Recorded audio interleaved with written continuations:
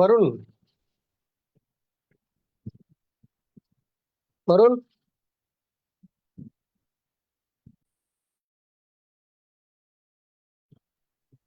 மூக் நாயக் இருக்கீங்களா? ஸ்டார்ட் பண்ணிடலாமா? சொல்லுங்க சார். Facebook லைவ் போட்டுட்டேன். லிங்க் அனுப்பி. மூக் நாயக் மணி இருக்காருங்களா?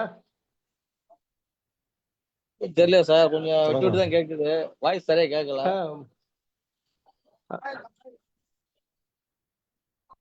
சொல்லுங்க சார், மீட்டிங் ஸ்டார்ட் பண்ணிச்சு சார். மணி ஸ்டார்ட் பண்ணிடலாம் சார், ஸ்டார்ட் பண்ணிடலாம். கொஞ்சம் இது நெட்வொர்க் பிரச்சனையா இருக்கு, மழைங்கிழமை இருக்கிறதுனால. ஆமா ஆமா ஆமா, வருண் ஸ்டார்ட் பண்ணிடுங்க. Right sir, right sir, right sir. Okay okay, Varun start பண்றேங்க. சார் ஜெய்வின் சார் சொல்லுங்க sir. Sir Jaibin sir, heavy rain இங்க, பவரே இல்ல. ஆமா சார், எல்லா இதுல அப்படியேதான் sir. Jai Bhim Gurusamy sir. Jai Bhim sir. Jai Bhim sir. Jai Bhim sir. மழைங்கிழமை சார், நெட்வொர்க் கிடைக்கல. இருந்தாலும் இங்க அப்படிதான் இருக்குது. கேட்டு தான் சார் இருக்கிறேன். ரெடியா கேட்டுட்டு இருக்கேன் sir. Great sir, great sir. Okay sir. Okay sir, வாங்க சார், வாங்க சார், வாங்க சார், வாங்க. வருண் அண்ணா நீங்க கொஞ்சம் தொடங்கிடுறீங்களா? நான் கொஞ்சம் வெளில இருக்கேன், கூட்டமா மழையில மாட்டீங்கன்னா. சரி சரி, ஓகே ஓகே. தாம்பரம் மணி இருக்காருங்களா? மூக் நாய்க்கு மணி.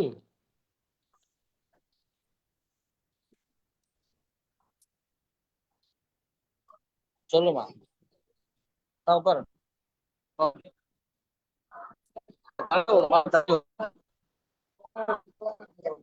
இந்த வாரம் ஒரு மீட்டிங்.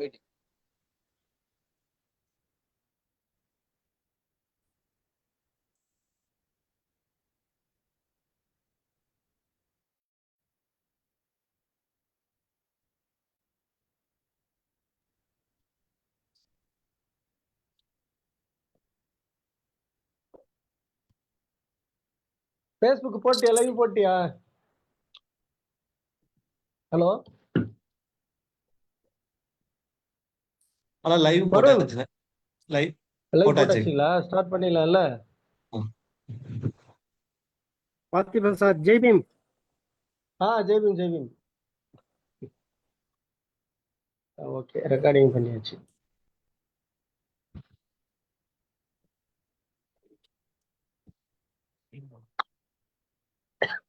தமிழ்நாடு பௌத்தர்கள் சங்க பேரவையின்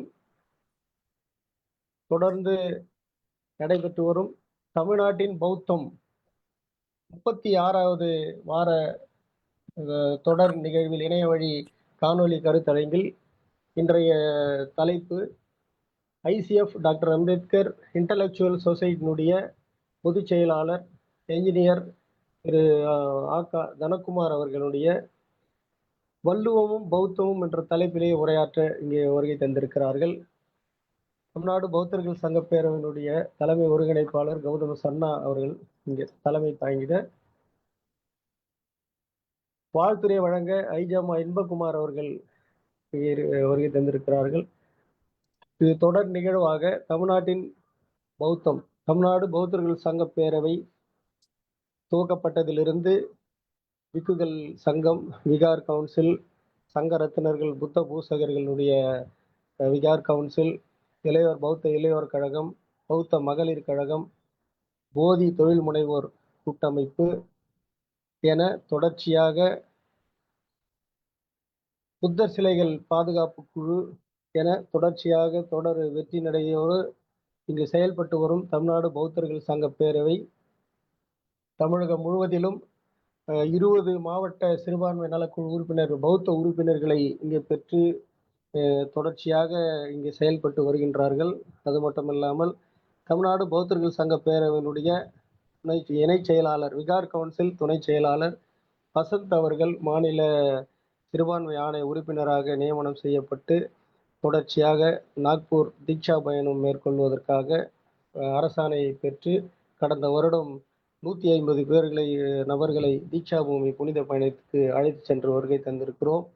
அதைத் தொடர்ந்து இந்த ஆண்டும் நாக்பூர் தீட்சா பூமி பயணத்திற்கு 150 பேருக்கு அரசாணை வெளியிடப்பட்டிருக்கிறது. அது மட்டும் இல்லாமல் லும்பினி, புத்தகயா, குஷிநகர் சென்று வருவதற்காக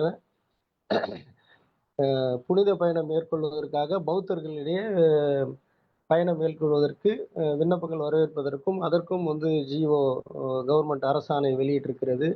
காஞ்சியில் பௌத்த பண்பாட்டு மையம், நாகப்பட்டினத்திலே பௌத்த பண்பாட்டு மையம் அமைத்திட தமிழக அரசாங்கம் அரசாணை பிறப்பித்து உத்தரவிட்டுள்ளது. இதற்கிடையிலே 2500 ஆண்டுகளுக்கு பிறகு தமிழகத்தில் 200 புத்த பிக்குகள் பங்கேற்ற திரிபிடகங்கள் ஓதும் நிகழ்ச்சி காஞ்சி புத்த விகாரிலே நடைபெற்றது. அதைத் தொடர்ந்து டிசம்பர் மாதம் 2024 டிசம்பர் 1ஆம் தேதியிலிருந்து பல தொல்லியல் ஆய்வாளர்களையும் வரலாற்று அறிஞர்களையும் கொண்டு தமிழ்நாட்டின் பௌத்தம் என்கின்ற தலைப்பில் தொடர்ச்சியாக இணையவழி காணொலி தொடர் கருத்தரங்கம் நடைபெற்று வருகிறது. அந்த அளவில் இன்றைக்கு 37வது வார தொடர் நிகழ்வாக, இணையவழி தொடர் நிகழ்வாக வள்ளுவமும் பௌத்தமும் என்ற தலைப்பிலே நம்முடைய பொறியாளர் ஆகா தனக்குமார் அவர்களை இங்கே கருத்துரையாட்ட அன்போடு அழைக்கின்றோம்.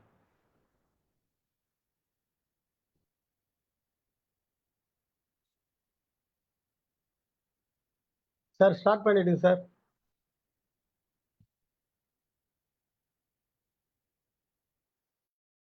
சார் கேக்குதுங்களா?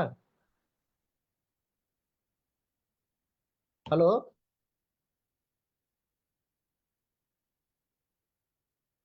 Sir, Dhanakumar sir.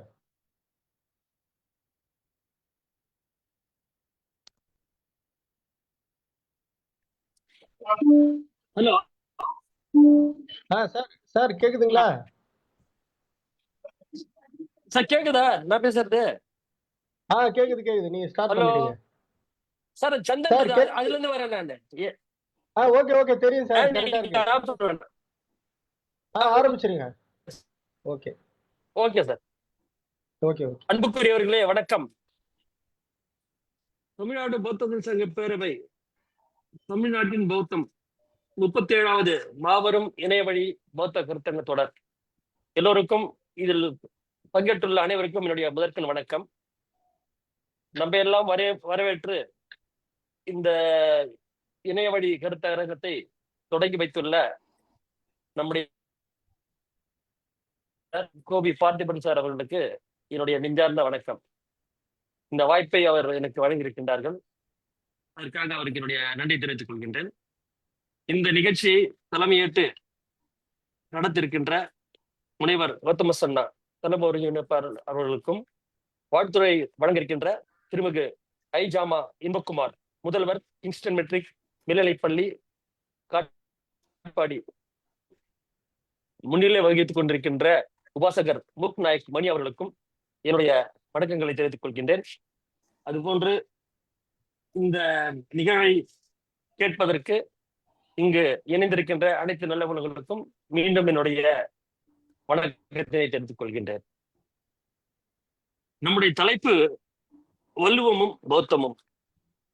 அதாவது இந்த இணையவழி கருத்தரங்கத்தின் தலைப்பே தமிழ்நாட்டின் பௌத்தம்.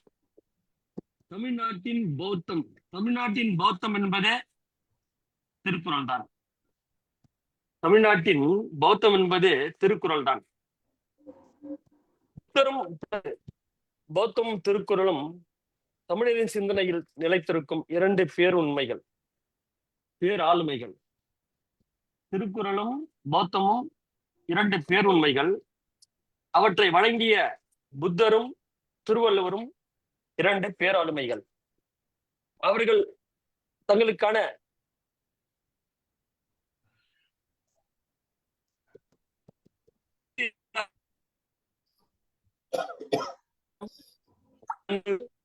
ஒழுக்கம், ஒட்டுறுப்பு அல்லது ஆத்துரத்தல், இவைதான் இருவரும். சார், வாய்ஸ் பிரேக் ஆகுது உங்களுது. சார், வாய்ஸ் பிரேக் ஆகுது பாருங்க சார் கொஞ்சம். வாய்ஸ் பிரேக் ஆகுது சார். கேக்குது, வாய்ஸ் பிரேக் ஆகுது சார். சார் இப்ப வாய்ஸ் கேக்குதுங்களா? பிரேக் ஆகுது. அதான் வாய்ஸ் பிரேக் ஆகுது, கொஞ்சம் பாருங்களேன். சரி, நான் பாக்குறேன் சார். வாய்ஸ் ஆ பிரேக் ஆகுது.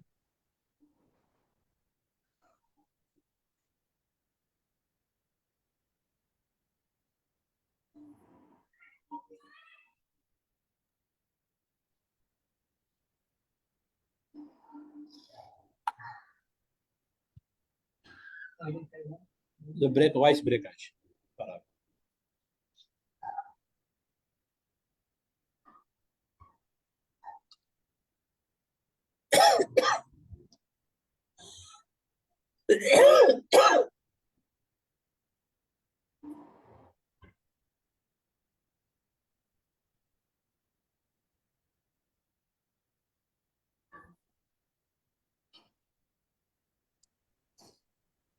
ஹலோ ஹலோ கேக்குதுங்களா? பார்த்தீங்கன்னா நான் ஹெச்பின்ற லாகின்ல இருக்கேன். சரி. Hello okay. Parthiban sir, sir கேக்குது. கேக்குதுங்களா? பண்ணலாமா? பண்ணலாம் சார், பண்ணலாம். ஓகே கேக்குதுங்க. Sir, okay. ஆ, நம்முடைய புத்தரையும் திருவள்ளுவரையும் நாம் ஒப்பீடு செய்ய வேண்டும் என்றால், புத்தர் அவர்கள் கிமு 563 பிறக்கின்றார்கள். திருவள்ளுவர் கிமு 31 பிறக்கின்றார்கள். இது அவர்களுக்குள்ள இருக்கின்ற அந்த இடைவெளி என்பது சுமார் 532 ஆண்டுகள் இடைவெளி இருக்கின்றது. பௌத்தம் திரிபிடத்தை அடிப்படையாக கொண்டது. திரிபிடகத்தின் 3 பகுதிகள் யாவை என்றால், வினயபிடகம், சுத்தப்பிடகம், அபிதம்ம பிடகம். வினயபிடகத்தை பொறுத்தவரை அது துறவிகளுக்கான ஒழுங்கு மற்றும் கட்டுப்பாடுகள் பற்றி கூறுவது. சுத்தப்பிடகம் புத்தர் உரைத்த போதனைகள், உபதேசங்கள் அவற்றை கொண்டுள்ளது. அபிதம்ம பிடகம் தத்துவார்த்தமான விளக்கங்கள், மனம் மற்றும் பொருள் பற்றிய ஆழ்ந்த ஆய்வுகள், இவையெல்லாம் இந்த திரிபிடகம் என்றால் 3 பிடகங்கள். 3 பிடகங்கள் என்றால் தொகுப்புகள் என்ற அர்த்தம், அல்லது பெட்டகம் என்ற அர்த்தம். அந்த 3 பெட்டகங்களை உடையது தம்மம். அதே போன்று திருக்குறள் என்பது 3 முப்பால்களை கொண்டது. அதாவது அறம், பொருள், இன்பம். இந்த 3 பால்களை அடிப்படையாக கொண்டு திருக்குறள் வழங்கப்படுகின்றது. இவை இரண்டுமே மதம், மொழி, தேசம் என்ற எல்லைகளை தாண்டி அவர்களின் சிந்தனைகள் இன்று உலகளவில் பெருமளவு கொண்டாடப்படுகின்றது. தம்மபதத்தை பொறுத்தவரை உலகில் உள்ள அனைத்து மொழிகளிலும் அது மொழிபெயர்ப்பு செய்யப்பட்டுள்ளது. குறிப்பாக ஆங்கிலத்திலே 40 மொழிபெயர்ப்புகள் இருப்பதாக அறியப்படுகின்றது. அதுபோன்றே திருக்குறளும் கிட்டத்தட்ட அனைத்து உலக மொழிகளிலும் மொழிபெயர்க்கப்பட்டுள்ளது. இப்படி இரண்டுமே உலகத்தின் ஒளியூட்டும் ஒன்றுபட்ட 2 தீபங்களாக நமக்கு காட்சியளிக்கின்றன. புத்தரும் வள்ளுவரும் உலகத்திற்கு ஒன்றுபட்ட 2 தீபங்களாக காட்சியளிக்கின்றன. ஹலோ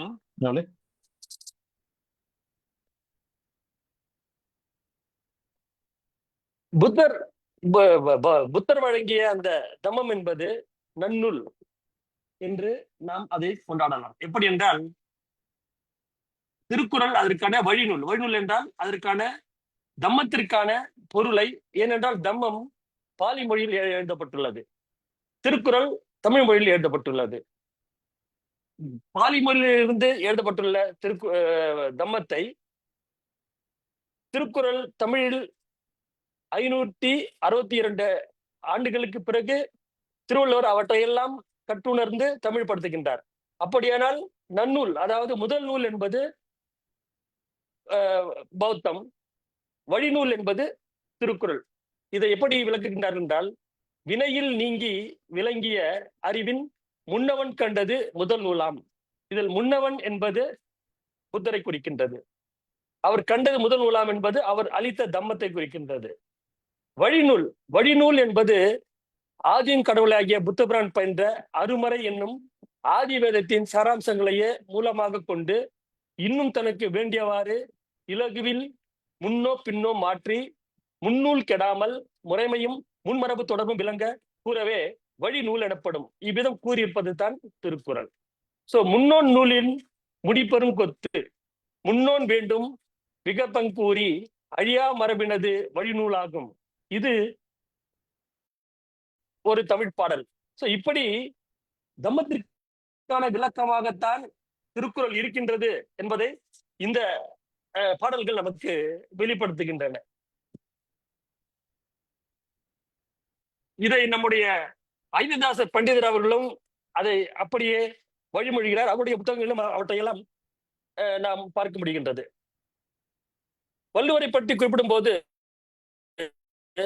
காப்பியம் முழுவதும் அவர் பெயர், திருவள்ளுவரின் திருப்பெயர்கள் சென்னாப்புலவர், பொய்யாமொழி, ஞான வெட்டியான், தண்டமிழ் மறையோன், பூர்வ சாக்கியர் என்னும் வள்ளுவர் என்றெல்லாம் அவரை குறிப்பிட்டு தமிழ்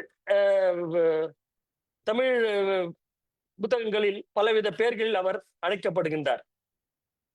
நமக்கெல்லாம் தெரியும் திருக்குறளுக்கு உரை எழுதியவர்கள் தருமர், மணக்குடவர், தாமத்தர், நச்சர், பரிதி, பரிமேலழகர், திருமலையர், மல்லர், பரிப்பெருமாள், காளிங்கர் என்ற 16 இவர்கள்லாம் திருக்குறளுக்கு உரை எழுதி வள்ளுவத்தை உலகினுக்கு அளித்திருக்கின்றார்கள்.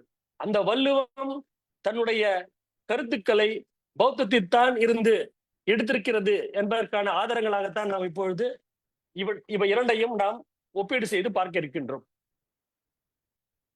குறிப்பாக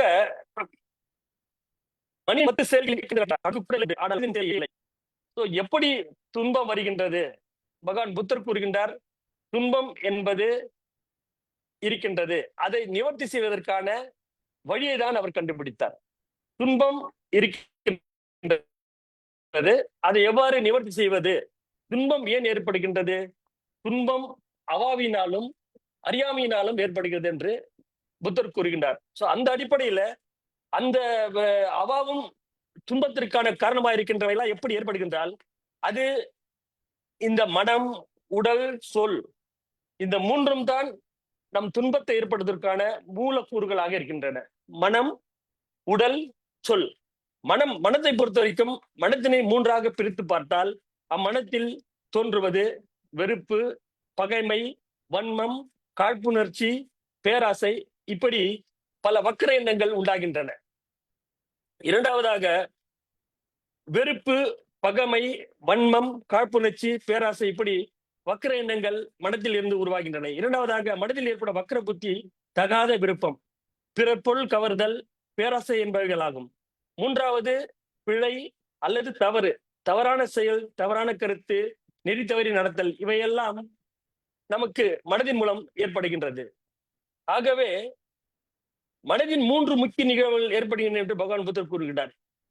பகவான் புத்தருக்கு பின் தோன்றிய வேறு மத தலைவர்களான இயேசுநாதர் அல்லது நம்முடைய நபிகள் நாயகம் இவர்களும் இந்த கருத்துக்களிலே தங்களுடைய கருத்துக்களை வெளிப்படுத்தியிருக்கார் என்பது அந்த அவர்களுடைய புத்தகங்களை நாம் படிக்கும் போது தெரிய வருகின்றது. நாம் இப்பொழுது இந்த 2 நம்முடைய திருக்குறளையும் பௌத்தத்தையும் நாம் ஒப்பீடு செய்யும் போது நமக்கு இந்த முக்கிய விஷயங்கள், அதாவது மனமே அனைத்து செயல்களுக்கும் அடிப்படையாக இருக்கின்றது என்று புத்தர் கூறுகின்றார். மனத்தை கட்டுப்படுத்துவதுதான் நம்முடைய துன்பத்தை கட்டுப்படுத்தும், மனதை கட்டுப்படுத்துவதுதான் எல்லா இன்பங்களுக்கும் நம்மை விட்டு செல்லும் என்பதுதான் அவருடைய அடிப்படை கூறாக இருக்கின்றது. ஆக அவருடைய அடிப்படை தத்துவமே, அவருடைய அடிப்படை அவருடைய சித்தாந்தமே மனம்தான் அனைத்துக்கும் காரணமாக இருக்கின்றது என்பதுதான்.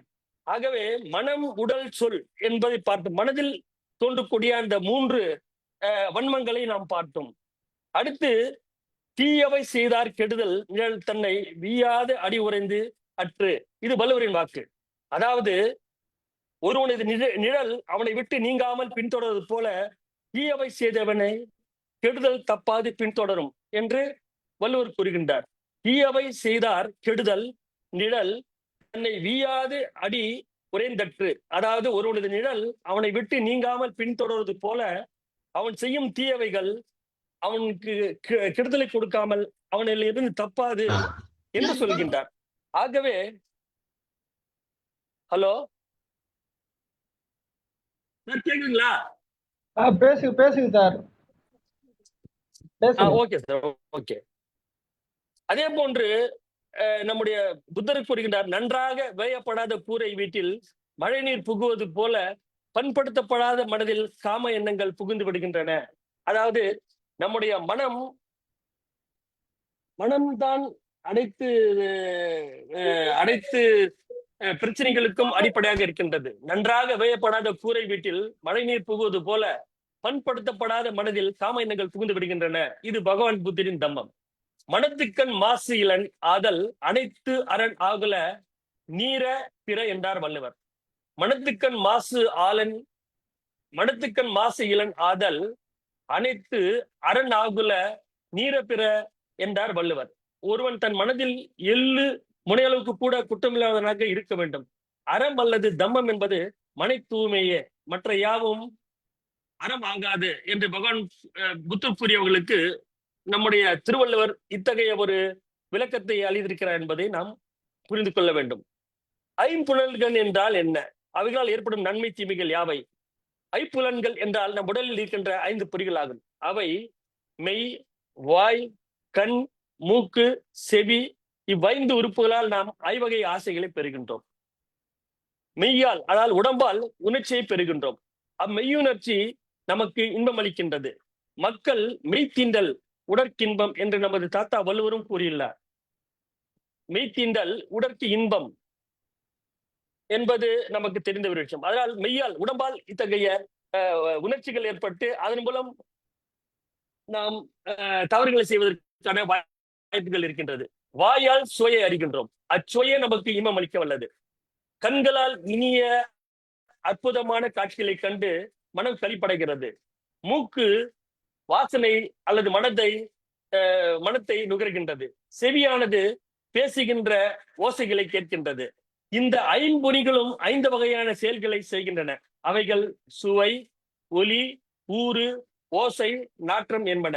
மனித உடலில் உள்ள 5 பொறிகளால் ஏற்படும் 5 வகையான ஆசைகளை ஒழிக்க வேண்டும். அவ்வாசைகள் ஒழிக்கப்படவில்லை என்றால் மக்கள் துன்பத்திலும் துக்கத்திலும் ஆழ்வார்கள். எனவேதான் வான்புகழ் வள்ளுவர் பொறிவாயில் 5 அவித்தான் பொய்த்தீர் ஒழுக்க நெறி நின்றார் நீடு வாழ்வார். பொறிவாயில் 5 அவித்தான் பொய்த்தீர் ஒழுக்க நெறி நின்றார் நீடு வாழ்வார் என பகர்கின்றார். அதாவது சுவை, ஒலி, ஊறு, ஓசை, நாற்றம் 5 வகை தெளிவான் கட்டே உலகு. இதையும் அவரே கூறுகின்றார். இந்த 5 பொறிகளால் 5 புலன்களால் ஏற்படும் அந்த இன்பங்களை யார் ஒருவர் விட்டொழித்து அறநெறியோடு வாழ்கின்றாரோ அவருக்கு துன்பம் இருக்காது என்பது வள்ளுவரின் இந்த வாக்கு. நம்முடைய புத்தர் அவர்கள் துன்பத்தை எப்படி அகற்றுவது என்பதற்கான தத்துவங்களைத்தான் குறிப்பாக போதித்தார். அதைத்தான் வள்ளுவமும் போதிக்கின்றது. எப்படி இந்த 5 புலன்கள் மூலம் அவைகளை அடக்குவதன் மூலம் நாம் இன்பத்தை பெற முடியும், இன்பத்தை நுகர முடியும் என்பதை அவர் கூறுகின்றார். அடுத்து உடல். நமது உடலால் ஏற்படுகின்ற செயல்கள் 3 ஆகும். அவைகள் முறையே கொலை செய்தல், திருடுதல், பிறன்மனை நயத்தல் ஆகியவைகளாகும். இம்மூன்று தீய செயல்களும் நிகழ காரணங்களை ஆராய்ந்து பார்த்தால் நமக்கு உண்மை புரியும். அடுத்த நாம் இங்கே காணப்போவது பேச்சு பற்றியது. பேச்சு, நாம் பேசுகின்ற வார்த்தைகளால் அல்லது சொற்களால் ஏற்படும் விளைவுகள் என்ன? நாம் மற்றவரிடம் பேசும்போது எவ்வாறு பேச வேண்டும் என்பவைகளை முன்கூட்டியே மனதில் தெளிவனை ஏற்படுத்திக் கொண்டால் தவறுகள் ஏற்படாது. இவை 4 வகைப்படும். எந்த பேச்சுக்கள்? வீண் பேச்சு, ஏசுதல் அல்லது பழி கூறுதல், பொய் பேசுதல், அவதூறு அல்லது பொய் குற்றச்சாட்டு. அகன் அமர்ந்து ஈதலின் நன்றே முகன் அமர்ந்து இன்சொலன் ஆகப் பெறின் என்கிறார் நம்முடைய வள்ளுவர். இவையெல்லாம் அகன் அமர்ந்து ஈதலின் நன்றே முகன் அமர்ந்து இன்சொலன் ஆகப் பெறின். இதை வள்ளுவர் கூறுகின்றார். இதுவரை நாம் மேலே சொல்லப்பட்ட மனம், உடல், பேச்சு இவைகளால் மனதின் மூலமாக 3 செயல்களும், உடலின் மூலமாக 3 செயல்களும், பேச்சின் மூலமாக 4 செயல்களுமாக மொத்தம் 10 தவறான செயல்கள் ஏற்படுகின்றன என்பதை நாம் அறிந்தோம். மனதினால் எத்தனை நாம் முன்பே பார்த்தோம். நம்முடைய மனம், உடல், பேச்சு இவைகளால் நமக்கு துன்பம் நேருகின்றது. மனதால் 3 செயல்களாலும், பேச்சினால் 4 செயல்கள் மூலமாகவும், உடல் மூலமாக 3 செயல்களாக மொத்தம் 10 செயல்கள் மூலமாக நமக்கு தவறான செயல்கள் அல்லது தவறான எண்ணங்கள் தோன்றுகின்றன என்று கூறுகின்றார். அடுத்து பகவான் புத்தர் திரிசரணம் பஞ்சசீலம் என்றால் என்ன என்பதை பார்ப்போம். நமக்கு தெரியும் திரிசரணம் என்பது புத்தம் சரணம் கச்சாமி, தம்மம் சரணம் கச்சாமி, சங்கம் சரணம் கச்சாமி என்பது. அதனுடைய பொருள், நான் பகவான் புத்தரை சரணடைகிறேன், நான் பகவான் புத்தரின் தம்மத்தை சரணடைகிறேன், அதாவது நான் புத்தரின் தம்மத்தை கொள்கைகளை பின்பற்றி நடப்பேன், நான் சங்கத்தை சரணடைகிறேன், அதாவது நான் சங்கத்திற்கு கட்டுப்பட்டு நடப்பேன் என்பது இதன் பொருளாகும். இவையெல்லாம் எதற்காக வழங்கப்பட்டுள்ளது என்று கேட்டால், நம்முடைய மனதினை நாம் கட்டுப்படுத்துவதற்கும் நம்முடைய செயல்களை நாம் கட்டுப்படுத்துவதற்கும் இவையெல்லாம் பெரும் துணை புரிகின்றன.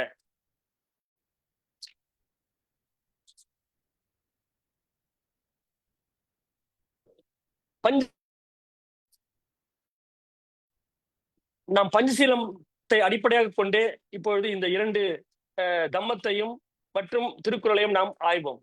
ஏனென்றால் அவைதான் அடிப்படையான ஒரு விஷயமாக பௌத்தத்திலும் தம்மத்திலும் திருக்குறளிலும் அடிப்படையான விஷயங்களாக அவை இருக்கின்றது. பஞ்சசீலம் பார்ப்போம். முதல் 5 ஒழுக்கமுடைமை, அதாவது பானாதி பாதா வேரமணி சிக்காபதம் சமாதியாமி என்பது என்ன? கொல்லாமையை என் வாழ்வின் நெறியாக நான் ஏற்கிறேன். அதற்கான, அதாவது பானாதி பாதா வேரமணி சிக்காபதம் சமாதியாமி என்பதற்கான பொருள், கொல்லாமையை என் வாழ்வின் நெறியாக ஏற்கிறேன். அதின்ன தானா வேரமணி சிக்காபதம் சமாதியாமி, களவாமையை என் வாழ்வின் ஒழுக்க நெறியாக ஏற்கிறேன். அதாவது முதலில் கொல்லாமை, அடுத்து களவாமை, களவு செய்யாமை, அடுத்து காமேசு மிச்சாச்சாரா வேரமணி சிக்காபதம் சமாதியாமி, பிறன் இல் விளையாமையை என் வாழ்வின் ஒழுக்க நெறியாக ஏற்கின்றேன். அதாவது தவறான காம இச்சைகளுக்கு நான் என்னை ஆட்படுத்திக் கொள்ள மாட்டேன். மூசாவாதா வேரமணி சிக்காபதம் சமாதியாமி, வாய்மையை என் வாழ்வின் ஒழுக்க நெறியாக ஏற்கின்றேன். பொய் கூறாமை, சுராமேரைய மஜ்ஜ பம தட்டான வேரமணி சிக்காபதம் சமாதியாமி, வெறியினால் மனத்தை மயக்கி உணர்வை இழக்கச் செய்யும் பொருள்களை, அதாவது போதை தரும் பொருள்களை நுகர்தலை விட்டு ஒழித்தல் என் வாழ்வின் நெறியாக ஏற்கின்றேன். அதாவது முதலில் கொல்லாமை, அடுத்து களவாமை, அடுத்து பிறன்மனை விளையாமை, அடுத்து பொய்யாமை, அதாவது வாய்மையை நான் என் வாழ்க்கையை நெறியாக ஏற்றுக்கொள்வது, அடுத்து நம்ம இந்த போதைப் பொருளுக்கு நான் அடிமையாக இருக்க மாட்டேன். இந்த 5ம் தான் புத்தர் பஞ்சசீலங்களாக 5 ஒழுக்கங்களாக நமக்கு வழங்குகின்றார்கள். இதை அடிப்படையாக கொண்டுதான் நாம் இந்த 2ஐயும் நாம் வரையறுத்து அல்லது 2க்கும் ஆன அந்த ஒற்றுமையை நாம் இப்போது பார்க்க வேண்டும். பௌத்தத்தில் பகவான் புத்தரால் பஞ்சசீலம் என நமக்கு அளிக்கப்பட்ட இந்த 5 ஆமைகள் மனித மனதில் குடிக்கொண்டுள்ளது. இவைகளை நம் மனதிலிருந்து நீக்கி விடுவோமானால் நாம் மாந்திரத்தில் சிறந்த மனிதர்களாக வாழ முடியும். இந்த 5 விஷயங்களை நாம நீக்கிவிட்டால் நாம் அதிலிருந்து நம் இந்த துக்கத்திலிருந்து மீள முடியும். இதையே 2500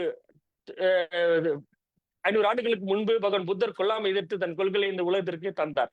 காரணம், அந்த காலத்திலே வேள்வி என்ற பெயரால் ஆடுகளையும் மாடுகளையும் குதிரைகளையும் மற்ற ஜீவராசிகளையும் தீயிலே இட்டு உண்டு வந்ததை கண்டு வெகுண்ட பகவான் புத்தர் மக்கள் செய்யும் அறியாமை செயலை கண்டு வேதனை அடைந்தார். இக்கொடிய செயலுக்கு முடிவு கட்ட எண்ணிய அவர் கொல்லாமை என்பதை முதலிலே வலியுறுத்தினார். அதுதான் பஞ்சசீலத்தின் முதலில் வருவது கொல்லாமை. கொல்லாமை குறித்து தம்மபதத்தில் பகவான் புத்தர் கூறியவை, உலகில் எல்லோரும் தண்டனைக்கு அஞ்சுகிறார்கள், மரணத்திற்கும் பயப்படுகிறார்கள். எனவே மற்ற உயிர்களையும் தம் உயிர் போலவே கருதி கொல்லாமையும் கொலைக்கு உடன்படாமலும் இருப்பாராக.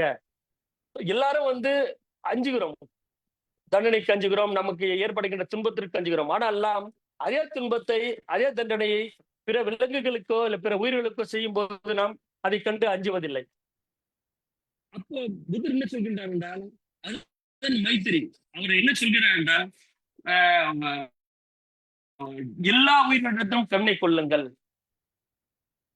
உயிரற்ற, அதாவது நாம் உயிரற்றவைகளாக கருதும் தாவரங்களிடங்களும் அவர் அந்த அத்தகைய கருணையை செய்ய சொல்கின்றார். அதுதான் கொல்லாமை. அதுக்கு நம்முடைய வள்ளுவர் என்ன கூறுகின்றார்? தன்னுயிர் நீப்பினும் செய்யற்க தான் பிரிது இன்னுயிர் நீக்கும் வினை. அதாவது தன்னுடைய உயிர் போய்விடுமானாலும் தான் பிரிதொன்றின் உயிரை நீக்கும் செயலை செய்யக்கூடாது என்பது வள்ளுவர் கூறுகின்றார். புத்தர் அங்கே கொல்லாமையை குறித்து கூறும் அதே கருத்தை வள்ளுவர் எப்படி கூறுகிறார் என்றால், தன்னுயிர் நீப்பினும் செய்யற்க தான் பிரிது இன்னுயிர் நீக்கும் வினை. அதாவது தன்னுடைய உயிர் போய்விடுமானாலும் தான் பிரிதொன்றின் உயிரை நீக்கும் செயலை செய்யக்கூடாது என்று வள்ளுவர் கூறுகின்றார். ஒன்றாக நல்லது கொல்லாமை, மற்ற அதன் பின்சாரா பொய்யாமை நன்று. மானுட வாழ்வில் முதலில் நல்ல அறமாவது கொல்லாமையே. அதற்கு அடுத்த நிலையில் நல்லது என்று ஏதாவது ஒன்றுள்ளது எனில் அது பொய் சொல்லாத வாய்மையே ஆகும் என்று வள்ளுவர் கூறுகின்றார். அதாவது ஒன்றாக நல்லது கொல்லாமை, மற்ற அதன் பின்சாரா பொய்யாமை நன்று. நம்முடைய புத்தர் சொன்ன அந்த முதல் கொல்லாமை அடுத்து பொய்யாமை வருகின்றது. அதையே தான் வள்ளுவரும் வழிமொழிகிறார். ஒன்றாக நல்லது கொல்லாமை, மற்ற அதன் பின்சாரா பொய்யாமை நன்று என்கிறார். ஆக புத்தரின் அந்த தம்ம தத்துவங்களை, தம்ம செய்திகளைத்தான் திருவள்ளுவர் தமிழிலே மொழிபெயர்த்து தமிழிலே அவற்றையெல்லாம் கொண்டு வந்திருக்கின்றார் என்பதுதான் இதிலிருந்து நாம்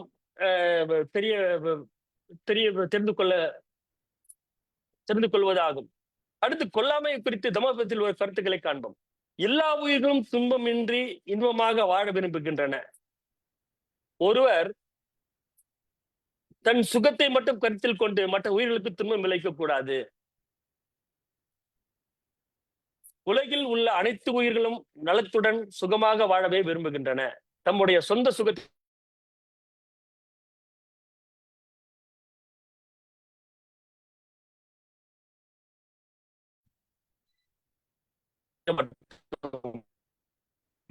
சார் ஸ்டக் ஆயிடுச்சு பாருங்க. சார் உங்களது ஸ்டக் ஆயிடுச்சு சார். ஆமா சார், பவர் பாயிண்ட் சார். அப்படியே பேசுங்க, வீடியோ வரலாம் பரவாயில்ல.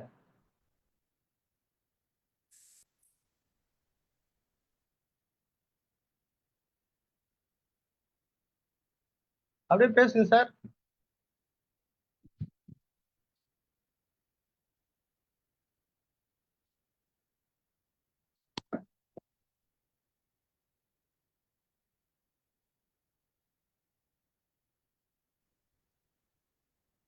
ஹலோ, பேசுங்க சார்.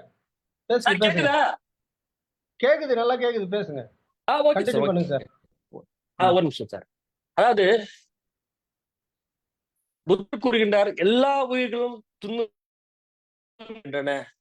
ஒருவர் தன் சுகத்தை மட்டும் கருத்தில் கொண்டு மற்ற உயிர்களுக்கு துன்பம் விளைவிக்க கூடாது. உலகில் உள்ள அனைத்து உயிர்களும் நலத்துடன் சுகமாக வாழவே விரும்புகின்றன. தம்முடைய சொந்த சுகத்தின் பொருட்டு அவர்களை துன்புறுத்தக்கூடாது. இது புத்தர் கூறுவது. மானுடத்தின் மீது தமக்கு அன்பும் கருணையும் இருக்குமே, ஆனால் நாம் எவ்வுயிருக்கும் தீங்கு செய்ய மாட்டோம். இவ்வாறு இன்னல் செய்யாத தன்மையை நமக்கு இன்பத்தையும் செல்வத்தையும் சிறப்பையும் தரவல்லது. இதனை வள்ளுவர் எப்படி கூறுகின்றார் என்றால், சிறப்பு ஈனும் செல்வம் பெறினும் பிறர்க்கு இன்னா செய்யாமை மாசட்டார் போல் என்கிறார். சிறப்பு ஈனும் செல்வம் பெறினும் பிறர்க்கு இன்னா செய்யாமை. இன்னா என்றால் துன்பம் தராம இருப்பது. சிறப்பு ஈனும், சிறப்பு நமக்கு சிறப்பான வாழ்வு கிடைத்தாலும் செல்வம் கிடைத்தாலும் மற்றவர்களுக்கு துன்பம் விளைவிக்கக்கூடிய அந்த செயலை செய்யக்கூடாது என்று நம்முடைய வள்ளுவர் வலியுறுத்துகின்றார். அது போன்றே நல்லாறு எனப்படுவது யாது எனில் யாதொன்றும் கொல்லாமல் சூழும் நெறி. நல்வழி என்று ஒன்று இருந்தால் அது எது என்றால் அதுவே எவ்வுயிரையும் கொல்லாமையை கடைபிடிப்பதாகும். இவையெல்லாம் நாம் முன்பு பார்த்த அந்த தம்மத்தின் தத்துவங்களை அப்படியே அடிக்கோலி வள்ளுவர் கூறுவதாகும். இவையெல்லாம் நல்லாறு எனப்படுவது யாது எனில் யாதொன்றும் கொல்லாமை சூழும் நெறி. அதுபோன்று அரசியல் எது என்றால் கொல்லாமையே என்பதை வள்ளுவர் கூறுகின்றார். அதாவது அறம் என்றால் என்ன? கொல்லாமை தான் அறம் என்கிறார். அறவினை யாது எனின் கொல்லாமை கோரல் பிறவினை எல்லாம் தரும். அறவினை யாது எனின் கொல்லாமை கோரல் பிறவினை எல்லாம் தரும். இவ்வாறு அறத்தின் அடிப்படையாக இருக்கின்ற அந்த கொல்லாமைக்கும் வள்ளுவர் அவர்கள் கொல்லாமை குறித்து ஒரு அதிகாரமே வைத்திருக்கிறார் என்பதுதான் அது சிறப்பான ஒரு விஷயம். புத்தரின் கொள்கைகளை சுருக்கமாக சொல்வதில் இப்படி சொல்லலாம். ஒரு மனிதன் பிறரால் தனக்கு எவ்வித தீங்கும் ஏற்படக்கூடாது என்று நினைக்கின்றான். அது போலவே தன்னால் பிறருக்கு எந்த விதத்திலும் தீமை ஏற்படக்கூடாது என்று எண்ணம் கொள்ள வேண்டும். இவ்வாறான சிந்தனை ஏற்படுமானால் மாந்தரிடையே அமைதியும் அன்பும் கருணையும் உண்டாகும். அன்பும் கருணையும் உண்டானால் நாம் அன்பு செலுத்துவோரிடம் கருணை கொண்டு தீச்செயல் புரிவது நின்று நம்மை நாமே காத்துக் கொள்வோம். நம்மிடமும் மற்றவர்கள் அன்பும் கருணையும் கொள்வர். அன்பிற்கு அடைக்கும் தாழ் இல்லை அல்லவா? இவ்வாறு ஒவ்வொருக்கு ஒருவர் அன்பு கொள்வதன் மூலம் உலகத்தில் அமைதி நிலவும். அதனால்தான் புத்தர் உலகின் ஒளி என்று அழைக்கப்படுகின்றார். இந்த போர் மேகம் சூழ்ந்துள்ள உலகில் போர் மேகம் சூழ்ந்துள்ள இந்த நிலையில் நாம் புத்தரின் கருத்துக்களை உள்வாங்குவதும் திருக்குறளை படித்து அதிலுள்ள கருத்துக்களை உள்வாங்குவதும் மிகவும் தேவையான ஒன்றாக இருக்கின்றது. அது போன்றே தீமை செய்தவன் நிகழ்காலத்திலும் வருங்காலங்களிலும் துக்கமடைகிறான். அவன் தன்னுடைய தீய செயல்களை கண்டு கவலை அடைந்து அழிந்து போகிறான் என்று தம்மபதம் கூறுகின்றது. தீமை செய்தவன் நிகழ்காலத்திலும் வருங்காலத்திலும் துன்பம் அடைகிறான். வருங்காலம் என்பது என்ன? அடுத்த பிறவி அல்ல.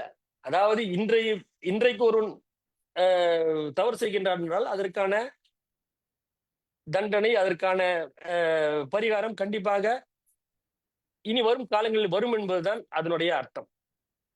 அதே போன்று புத்தர் கூறிய அந்த வழியில் நம்முடைய பொய்யாமொழி புலவர் என்ன கூறுகிறார் என்றால், மண் உயிர் ஓம்பி அருள் ஆழ்வார்க்கு இல் என்ப தன் உயிர் அஞ்சும் வினை. மண் உயிர் ஓம்பி அருள் ஆழ்வார்க்கு இல் என்ப தன் உயிர் அஞ்சும் வினை என்று கூறி எல்லா உயிர்களையும் பேணி அவைகளிடம் அருளும் அன்பும் பூண்டு கருணை உள்ளத்துடன் வாழ்கின்ற மானுட உயிர்கட்கு தீங்கு வரும் என்று அஞ்ச தேவையில்லை. எல்லா உயிர்களையும் பேணி அவைகளிடம் அருளும் அன்பும் பூண்டு கருணை உள்ளத்துடன் வாழ்கின்ற மானுட உயிர்கட்கு தீங்கு வரும் என்று அஞ்ச தேவையில்லை என்று வள்ளுவர் கூறுகின்றது. இவை இரண்டும் நாம் ஒப்பிட்டு பார்க்கும்போது புத்தர் என்ன கூறினாரோ அவற்றை அப்படியே வள்ளுவர் கூறியிருக்கின்றார் என்பதுதான் இதிலிருந்து விளங்குகின்றது. நாம் இவ்வளவு நேரம் கொல்லாமையை பார்த்தோம். இனி கல்லுண்ணாமையை பற்றி பார்க்கலாம். களவாமை பற்றி பார்க்கலாம். சோ அதின்னதான வேரமணி சிக்காபதம் சமாதியாமி, கல்லாமையை என் வாழ்வின் ஒழுக்க நெறியாக ஏற்கிறேன் என்பது இதன் பொருள். சோ திருடுகின்ற தீய செயலை என் வாழ்வில் நான் செய்ய மாட்டேன், இவ்வொழுக்க நெறியை என் வாழ்வில் கடைபிடிப்பேன் என்ற உறுதினை ஏற்பதாகும். இதனை பௌத்தம் பஞ்சசீலத்தில் 2வது கொள்கையாக கொண்டுள்ளது. நம்முடைய திருவள்ளுவர் அதை குறித்து என்ன கூறுகிறார் பார்க்கும். உள்ளத்தால் உள்ளலும் தீதே பிறன் பொருளை கள்ளத்தால் கல்வேம் எனல்.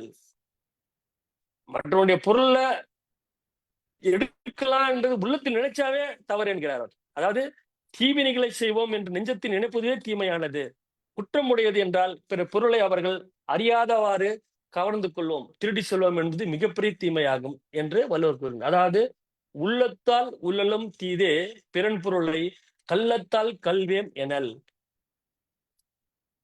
இவ்வாறு தீவினை செயலால் வரும் செல்வம் அளவு கடந்து வளர்வது போல் தோன்றினாலும் முடிவில் ஒன்றுமே இல்லாமல் அழிந்துவிடும். கள்ளத்தனத்தால் நமக்கு ஏற்படும் துன்பமே. துன்பப்படுவது எதனால்? ஏன் துன்பம் நம்மை தொடர்கிறது?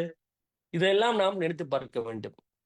இவையெல்லாம் இரண்டாவதாக சொன்ன அந்த கல்லாமை, அதாவது திருடாமை, பிற பொருளை அபகரிக்க நினையாமை என்பதைதான் இவையெல்லாம் உணர்த்துகின்றன. இன்றைக்கு இருக்கின்ற அனைத்து முரண்பாடுகளுக்கும், இன்றைக்கு இருக்கின்ற உலக அளவிலே கான்ஃபிளிக்ஸ், ரஷ்யா உக்ரைன் போர் எடுத்துக்கொள்ளுங்கள். எதற்காக நடக்கிறது? என்கரேஜ்மெண்ட்.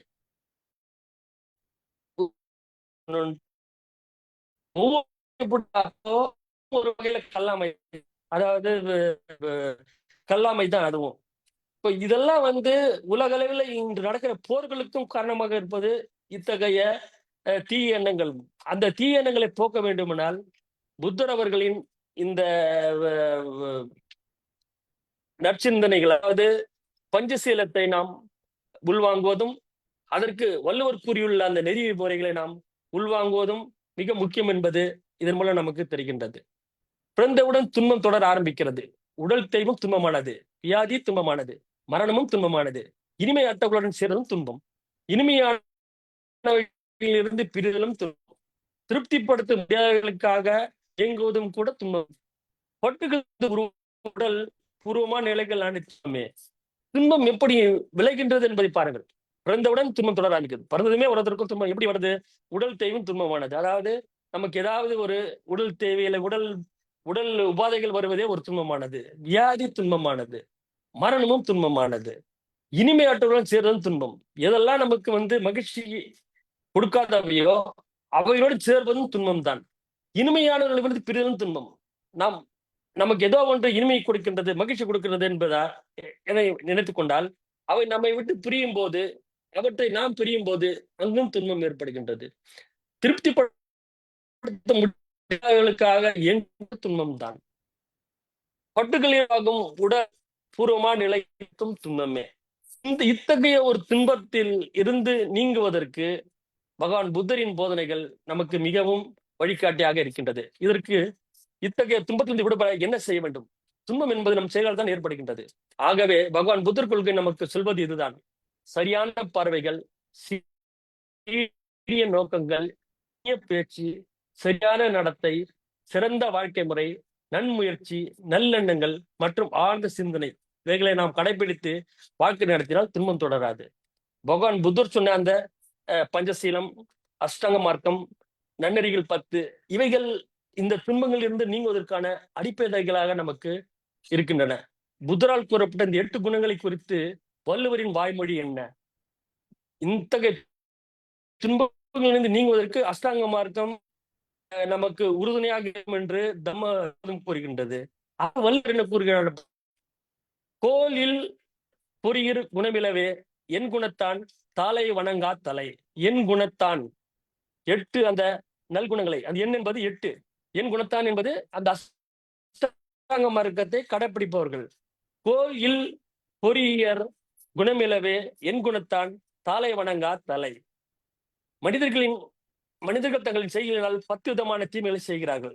இந்த 10 தீமைகளையும் தவிர்த்து விட்டால் அவர்கள் நல்லவர்களாக ஆகி. எந்த 10 விதமான தீமைகள் நாம் முதல்ல பார்த்தோம்? மனம், உடல், பேச்சு, இவற்றிலிருந்து ஏற்படுகின்ற அந்த 10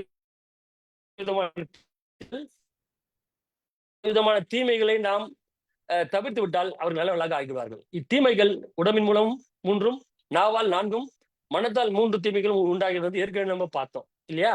சோ இதுதான் இவையெல்லாம் எதால் வருகின்றது என்றால் ஆசையால் உந்தப்பட்டு இவையெல்லாம் வருகின்றது. ஆசையால் உந்தப்பட்டு மனிதன் திருடுகிறானா, அல்லது இல்லாமை என்ற வறுமை அவனை பாட்டுவதால் களவாடுகிறானா?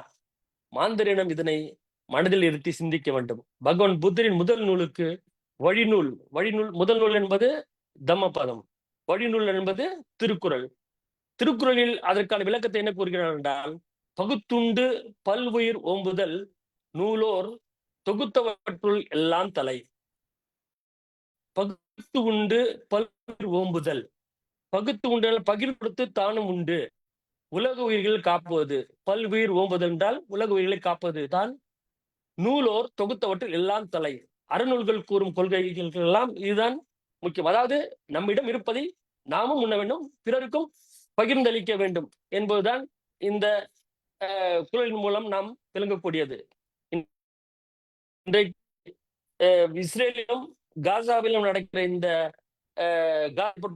உணவு பற்றாக்குறைக்கு, அங்கு உணவு செல்ல விடாமல் தடுக்கின்ற எண்ணமெல்லாம் எதற்காக ஏற்படுகின்றால் இத்தகைய ஆசைதான். அதாவது அந்த நிலத்தை தான் பிடித்து நடக்க வேண்டும் என்பதுதான். இவையெல்லாம் நாம் நீங்க வேண்டும் என்றால் அந்த அஷ்டாங்க மார்க்கம், நம்முடைய புத்தர் கூறிய அந்த அஷ்டாங்க மார்க்கத்தை நாம் கடைபிடிக்க வேண்டும். அதையே நம்முடைய திருவள்ளுவர் பகுத்து உண்டு பல்வுயிர் ஓம்புதல் நூலோர் எல்லாம் தலை என்று கூறுகின்றார். அது மட்டுமல்லாமல் இளம் என்று வெக்குதல் செய்யார் புலமென்ற புண்மையில் காட்சியவர். வாழ்க்கையின் இறுதி துன்பமான மரணம் தாக்குது. உனது துன்பமும் அதோட முடியுது. உனக்கு என்ன முடிஞ்சது? அது ஈடு செய்யுதா? இதெல்லாம் வந்து நம்முடைய சித்தர்கள் இவற்றையெல்லாம் குறித்து அவர்கள் கூறிய விஷயங்களாகும் இவையெல்லாம். சோ இதெல்லாம் வந்து நம்ம வந்து அலசி ஆராய்ந்து பார்த்தால் புத்தரின் தத்துவங்களை திருவள்ளுவர் மட்டுமல்ல, சித்தர்களின் பெரும்பான்மையான அந்த தத்துவங்கள் எல்லாம் புத்தரின் அந்த தத்துவங்கள் இருந்து வந்தவையே என்பதை நாம் அறிய முடியும். அவற்றை பற்றி இன்னும் நாம் ஒரு ஆழ்ந்த ஒரு ஆழ்ந்து அவற்றையெல்லாம் ஊண்டி கவனித்து படிக்க வேண்டிய சூழ்நிலையில் இருக்கின்றோம். அப்படி படிக்கும்போது இவற்றுக்கெல்லாம் மூலமாக இருப்பது எது? பௌத்தம் என்பது நமக்கு புலப்படும். அடுத்து நம்முடைய மூன்றாவது பஞ்சசீலத்தில் காமேசு மிச்சா சாரா வேரமணி சிக்காபதம் சமாதியாமி. அதாவது பிறனில் விளையாமை என் வாழ்வின் ஒழுக்க நெறியாக ஏற்கிறேன். பிறன் மனை, அதாவது மற்றவர்களின் பிறன் மனை என்பது மற்ற பெண்டிரை நாம் பார்ப்பது என்பது அத்தகைய ஒரு தவறான ஒரு சிந்தனைகளுக்கு நாம் போக என்பதுதான் அந்த இது. அதாவது ஒரு உயரிய நோக்கம் கொண்டது இல்வாழ்க்கையின் சிறப்பாகும். சிறப்பான வாழ்வுக்கு தேவையானது அன்பு. அந்த அன்பான வாழ்வும் அறத்தோடு கூடியதாக இருக்க வேண்டும். அதுவே வாழ்வின் பண்பும் பயனும் ஆகும். இது வந்து திருக்குறள் இது எப்படி கூறுகிறது என்று பார்த்தால், அன்பும் அறனும் உடைத்தாயின் இல்வாழ்க்கை பண்பும் பயனும் அது. அன்பும் அறனும் உடைத்தாயின் இல்வாழ்க்கை பண்பும் பயனும் அது. இந்த திருக்குறள் எல்லாம் நம்ம வந்து எல்லா கல்யாண பத்திரிகைகளும் நம்ம பார்க்கிறோம். அதுக்கான அர்த்தம் இதுதான். அன்பும் அறனும், அன்பும் இருக்கணும், அதே நேரத்துல மாரல் அந்த வேல்யூஸும் இருக்கணும். இது ரெண்டும் இருந்தா இல்வாழ்க்கை என்பது இன்பமாக அமையும். அதுதான் வந்து பண்பு. ஒரு இல்வாழ்க்கையின் பண்பு அதுதான் என வள்ளுவர் கூறுகின்றார். இதே தான் வந்து நம்ம அந்த பஞ்சசீலத்தில் மூன்றாவதாக நம்ம பார்க்கிறோம். அதே மாதிரி பிறர் படிக்காத வாழ்க்கையில் இல்லத்தார் மேற்கொள்ள வேண்டும். பிறர் நம்மை எப்போது படிப்பார்கள் என்றால் நாம் தவறான வழிகளில் ஒழுக்கமின்றி நடப்பேயானால் இடி சொற்களுக்கு ஆளாக்கப்பட்டு கேவலத்தையும் அவமானத்தையும் அடையிடும். அரண் எனப்பட்ட இல்வாழ்க்கையை இனிதே நடத்திட உயிரினும் மேலாக கருதப்படும் ஒழுக்கம் தேவை. அரண் எனப்பட்டது இல்வாழ்க்கை, அஃதும் பிறன் பழிப்பது இல்லாயின் நன்று. அதற்கான அர்த்தம் இதுதான். அதாவது அரண் எனப்பட்டது இல்வாழ்க்கை. அறத்தை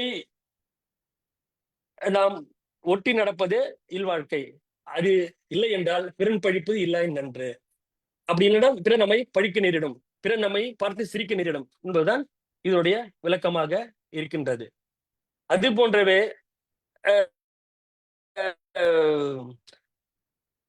காமேசு மிச்சா சாரா வேரமணி சிக்காபதம் சமாதியாமி என்று நம் புத்தர் கூறியது என்பது எல்லோருக்கும் அதாவது 2 பேருக்கும் அந்த கற்போ அல்லது அந்த அறநெறியோ 2 பெண்ணுக்கும் சரி ஆணுக்கும் சரி அது பொதுவானது என்பதுதான் நாம் சொல்ல வேண்டியது. அதற்குத்தான் வள்ளுவர் என்ன கூறுகின்றார்? பிறன்மனை நோக்காத பேராண்மை சான்றோர்க்கு அரண் ஒன்றோ ஆன்ற ஒழுக்கு. பிறன்மனை நோக்காத பேராண்மை சான்றோர்க்கு அரண் ஒன்றோ ஆன்ற ஒழுக்கு. ஒழுக்கு நெறியில் வாழ்கின்ற சான்றோர்க்கு பேராண்மை என்பது எதுவெனில் பிறன் இல் விளையாமை ஆகும். ஆண்மை வீரம் என்பதெல்லாம் இதனுள் அடங்கும். எது வந்து உண்மையான ஆண்மை என்றால் பிறன் மனை விளையாமல் இருப்பதே வந்து அந்த ஒழுக்க நெறியில் யார் அவர்கள் தான் பேராண்மை கொண்டவர்கள் என்று வள்ளுவர் கூறுகின்றார். அதுபோன்று எளிது என இல் இறப்பான் ஏதும் எஞ்ஞான்றும் விழியாது நிற்கும் பழி. எனக்கு இது மிக மிக எளிய செயல் என்று எண்ணி ஒருவன் பிறன் மனைவியிடம் வாழ்வின் ஒழுக்க நெறி கடந்து நடப்பானே ஆனால் அவன் நின்றுமே அழியாத பழி அடைவான். ரொம்ப ஈஸியா இருக்குது. நம்ம மற்றவங்களை அப்ரோச் பண்ணலாம், இல்லை மற்றவங்களோட நம்ம வந்து தவறான உறவுகள் கொள்ளலாம், அது யாரும் வந்து ரெசிஸ்ட் பண்ணல, இல்லை யாரும் அதை வந்து கண்டுக்கல என்று நினைப்பதே வந்து தவறான ஒரு விஷயம் என்கிறார் வள்ளுவர். அதுதான் எளிது என இல் இறப்பான் ஏதும் எஞ்ஞான்றும் விழியாது நிற்கும் பழி. ஆனா அவன் வந்து அத்தகையவர்கள் பழியை சுமந்து வாழ்வார்கள் என வள்ளுவர் கூறுகிறார். இது வந்து நம்ம 3வது பார்த்த பிறன்மனை விளையாமை. அதற்கு வள்ளுவரும் புத்தர் கூறிய அந்த கருத்துக்கு வள்ளுவர் என்ன விதமான பதிலை கூறுகின்றார் என்பதெல்லாம் இதுல நம்ம பார்த்தோம். அடுத்து வந்து பொய்யாமை. நான் இந்த 5 பஞ்சசீலோட நிறுத்திக்கலாம்னு நினைக்கிறேன். அதாவது 3 பார்த்தோம் இப்போ.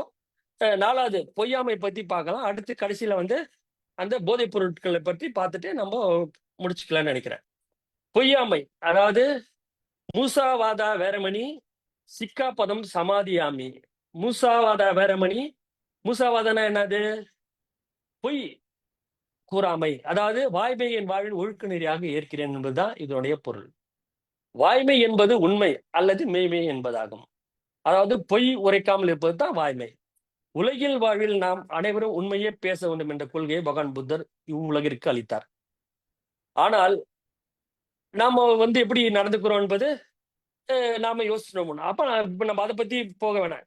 இண்டிவிஜுவல் நம்ம வாழ்க்கையில நடக்குது எல்லாருக்கும் தெரிஞ்சு அவங்க மனதுக்கு எவ்வளவு உண்மையாக நடக்கிறோம் என்பது தெரியும். அதற்கு வந்து நம்முடைய வள்ளுவர் என்ன கூறுகிறார், அது இதை பேஸ் பண்ணி, ஏன்னா இது ஒரு பேசிக் கான்செப்ட். இந்த பேசிக் கான்செப்டை எடுத்து வள்ளுவர் என்ன கூறுகிறார்னு பார்க்கலாம்.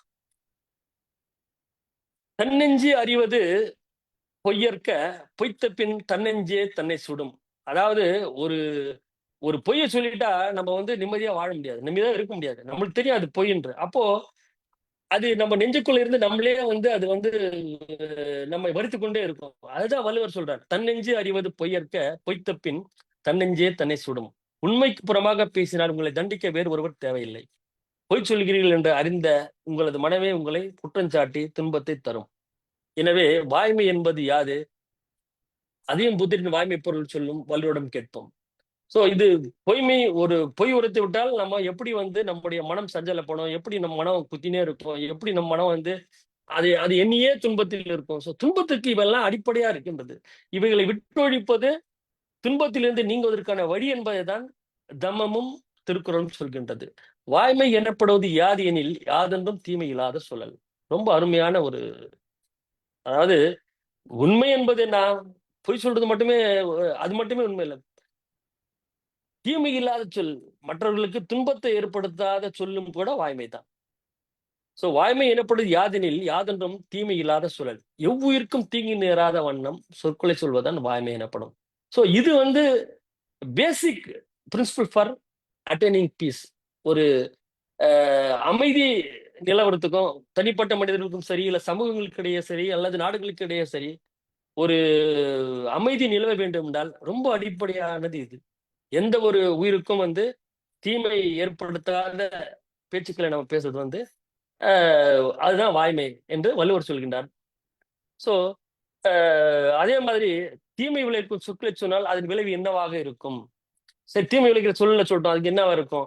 நாக்கின் நீளம் 3 அங்குலம் தான். ஆனால் அது மனிதனை பல அடி, அது 6 அடியோ 5 அடியோ இருக்கிற மனிதனை வந்து கொண்டு விடும். எனவே நாக்காக்க வேண்டும் என்பது வள்ளுவரின் வாக்கு. என்ன சொல்றார் வள்ளுவர் இதுக்கு?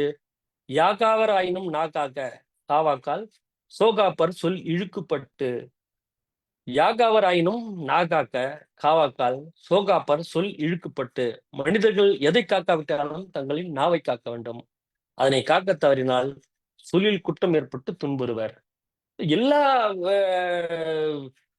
முரண்பாடுகளுக்கும் இல்ல சண்டைகளுக்கும் சச்சரவுகளுக்கும் அடிப்படையாக இருப்பது எது? இதுதான், நாவை காக்காமல் தான். நம்ம நாவை காக்கவில்லை என்றால் நம்முடைய சொற்கள் பிறரை துன்பத்துக்குள்ளாக்குகிறது அல்லது அவர்களை கோபத்துக்குள்ளாக்குகிறது. அதன் மூலம் ஆத்திரம் உண்டாகி ஏதோ ஒரு இழப்பு ஏற்படுகின்றது. அப்படியானால் அந்த துன்பத்திலிருந்து காக்க வேண்டுமானால் நம் நாவை காக்க வேண்டும் என்று வள்ளுவர் கூறுகின்றார். அதே மாதிரி வந்து மனிதர்களை புறம் தூய்மை நீரான் அமையும் அகம் தூய்மை வாய்மையார் காணப்படும். மனிதர்கள் எதை காக்காவிட்டாலும் தங்கள் நாவை காக்க வேண்டும், அதை நம்ம அதை பார்த்துட்டோம். சோ நாணயமான மனிதர் என்பதற்கும் நாணயம் என்பதற்கும் என்ன பொருள்? வாய்மை தவறாதவர், நேர்மையானவர், நீதிமான், சொல்லொன்றும் செயலொன்றுமாக இல்லாமல் சொன்னதை செயல்படுத்தவும் முனைபவர் யாரோ அவரே நாணயமான மனிதர். அதுதான் வந்து புறம் தூய்மை நீரான் அமையும் அகம் தூய்மை வாய்மையார் காணப்படும் என வள்ளுவர் கூறுகின்றார். இதெல்லாம் வந்து நம்ம வந்து பௌத்தத்தின் அடிப்படை கூறுகளை அப்படியே எடுத்து வள்ளுவர் கூறுவதாக இதெல்லாம் வந்து அமைந்திருக்கின்றது. அதே போன்று உண்மையான அறம் என்று நாம் அறிந்தவற்றில் எல்லா வகையிலும் வாய்மை போல சிறந்த அறம் வேறு எதுவும் இல்லை என்று வள்ளுவர் கூறுறார். என்ன சொல்றாரு? யாம் மெய்யா கண்டவற்றில் இல்லை இணைத்து ஒன்றும் வாய்மையின் நல்ல பிற. யாம் மெய்யா கண்டவற்றுள் இல்லை இணைத்து ஒன்றும் வாய்மையின் நல்ல பிற. உண்மையான அறம் என்று நாம் அறிந்தவற்றில் எல்லா வகையிலும் வாய்மை போல சிறந்த அறம் வேறு எதுவும் இல்லை என்று வள்ளுவர். இப்போ இந்த வாய்மையை பற்றி இவ்வளவு விஷயங்களை வள்ளுவர் எடுத்துரைக்கின்றார். அதற்கு அடிப்படையாக இருப்பது நம்முடைய புத்தர் சொன்ன அந்த வாய்மை, அந்த நம் பொய் உரையாமை இருப்பது, அந்த ஒரு பஞ்சசீலத்தில் வருகின்றது. அதுதான். அடுத்து 5வதாக நாம் பார்ப்பது கல் உண்ணாமை. ஸோ கல் உண்ணாமையை பார்த்தீங்கன்னா, சுறாமோய மஜ்ஜபம தாட்டானா வேரமணி சிக்காபதம் சமாதியாமி. இது பாலிமொழியில் இருக்கிறது. ஸோ வெறியினால் மனத்தை மயக்கி உணர்வை இழக்க செய்யும் பொருள்களை, அதாவது போதை தரும் பொருட்களை நுகர்தலை விட்டு ஒழித்தால் என் வாழ்வின் வெறியாக நான் அவற்றை ஏற்கிறேன் என்பதுதான் இதனுடைய அடிப்படை அம்சம். இதற்கு வள்ளுவர் என்ன கூறுகின்றார்னு பார்க்கலாம். உட்கப்படா அர் ஒலியிடப்பார் எஞ்ஞான்றும் கல்காதல் கொண்டு ஒழுகுவார். உட்கப்படா அர் ஒலியிழப்பார் எஞ்ஞான்றும் கல்காதல் கொண்டு ஒழுகுவார். அறிவாளிகள் சான்றோர்கள் இவர்களால் நீங்கள் மதிக்கப்பட வேண்டுமா? அதற்கு நீங்கள் செய்ய வேண்டியது என்ன? போதைப் பொருட்களை உட்கொள்ளாமல் இருப்பது. உட்கப்படா அர் ஒலி இழப்பார் எஞ்ஞான்றும் கல்காதல் கொண்டு ஒழுகுவார். அதுதான். அதாவது மக்களிடையே பெற்றிருக்கும் மதிப்பையும் இழந்து விடுவார். யாரு? இந்த போதைப் பொருட்களை எடுப்பவர்கள். அதனால் பகலில் கூட அவர்களை கண்டு அஞ்ச மாட்டார்கள் என்பது இதனுடைய பொருள். உட்கப்படார் ஒலி இழப்பார் எஞ்ஞான்றும் கல்காதல் கொண்டு ஒழுகுவார். ஸோ அப்போ அந்த ஒரு முக்கியமான விஷயமாக நாம் போதைப் பொருட்களை எப்படி நீக்க வேண்டும் என்பதை திருவள்ளுவர் இப்படி கூறுகிறார். அதே மாதிரி உன்னற்க கல்லை உனில் உண்க சான்றோரால் எண்ணப்பட வேண்டாதார். இப்படி முட்டாள் நம்மை போட்டதை விட அறிவாளி நம்மை திட்டுவது மேல் இல்லையா? அறிவாளி நம்மை எப்போ திட்டுவான்? நாம் தவறு செய்யும் போது ஒரு அறிவாளி நம்மை திட்டுவார். ஆகவே சான்றோரால் அறிவாளிகளால் நாம் மதிக்கப்பட வேண்டும் எனில் நாம் உயிரையும் மதிப்பையும் காத்துக்கொள்ள விரும்பினால் கல் உண்ணக்கூடாது. நாம் உயிரை குடிக்கும் மதிப்பை இழக்க செய்யும் மதுவுகளை அருந்தக்கூடாது. அதுதான் இந்த குறள் சொல்லுது. என்ன அது குறள்? உன்னற்க கல்லை உனில் உண்க சான்றோரால் எண்ணப்பட வேண்டாதார். அதே மாதிரி துஞ்சினார் செத்தாரின் வேரலர் எஞ்ஞான்றும் நஞ்சுண்பார் கல் உண்பவர். எவ்வளவு ஒரு வேகமா இல்ல ரொம்ப அழுத்தமா வலியுறுத்துறார் பாருங்க வள்ளுவர். அதாவது உறங்கும் போது நமக்கு உயிர் இருக்கிறது இல்லை என்று யாரும் சொல்வதில்லை. அதனால் நாம் அறிவும் மன உணர்வும் இல்லை. அதனால் நாம் இறந்தவருக்கு ஒப்பானவர்கள். எப்போ இறந்தவருக்கு ஒப்பானவர்கள்? எப்போது நாம உயிர் இல்லாமல் போகிறதோ இல்ல நாம எந்த ஒரு உணர்வும் இல்லாமல் இருக்கோ அப்ப இறந்தவருக்கு ஒப்பானவர்களாக இருக்கணும். அது போல மதுபானத்தை பகிர்பவர்கள் இறக்காமல் இருந்தாலும் அறிவையும் உடல் நலத்தையும் என்றும் இழப்பதால் நாள்தோறும் விஷத்தை நஞ்சினை உண்பவருக்கு சமமானவர்கள் அவர்கள். இதைதான் துஞ்சினார் செத்தாரின் வேரல்லர் எஞ்ஞான்றும் நஞ்சுண்பார் கல் உண்பவர் என்கிறார் புத்தர். திருவள்ளுவர். ஆக புத்தரின் கொள்கையான இந்த பஞ்சசீலத்தின் 5 கொள்கைகளும் வள்ளுவர் எடுத்து இத்தனை திருக்குறள்கள் கையாள்கின்றார். அப்போ பேசிக்கா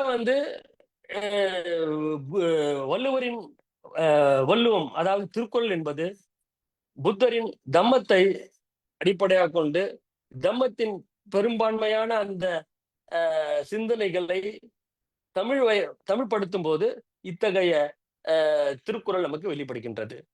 திருக்குறளை நம்ம திரிக்குறள் என்பதும் சொல்கிறோம். அதே எப்படி திரிப்பிடகம் என்று சொல்கிறோமோ அது மாதிரி திரிக்குறள் 3 பால்களை கொண்டது என்றது அதன் பொருள். ஆகவே இவையெல்லாம் நாம் அலசி ஆராய்ந்து பார்த்தோமே ஆனால் வள்ளுவம் என்பதும் பௌத்தம் என்பதும் வேறு வேறு அல்ல.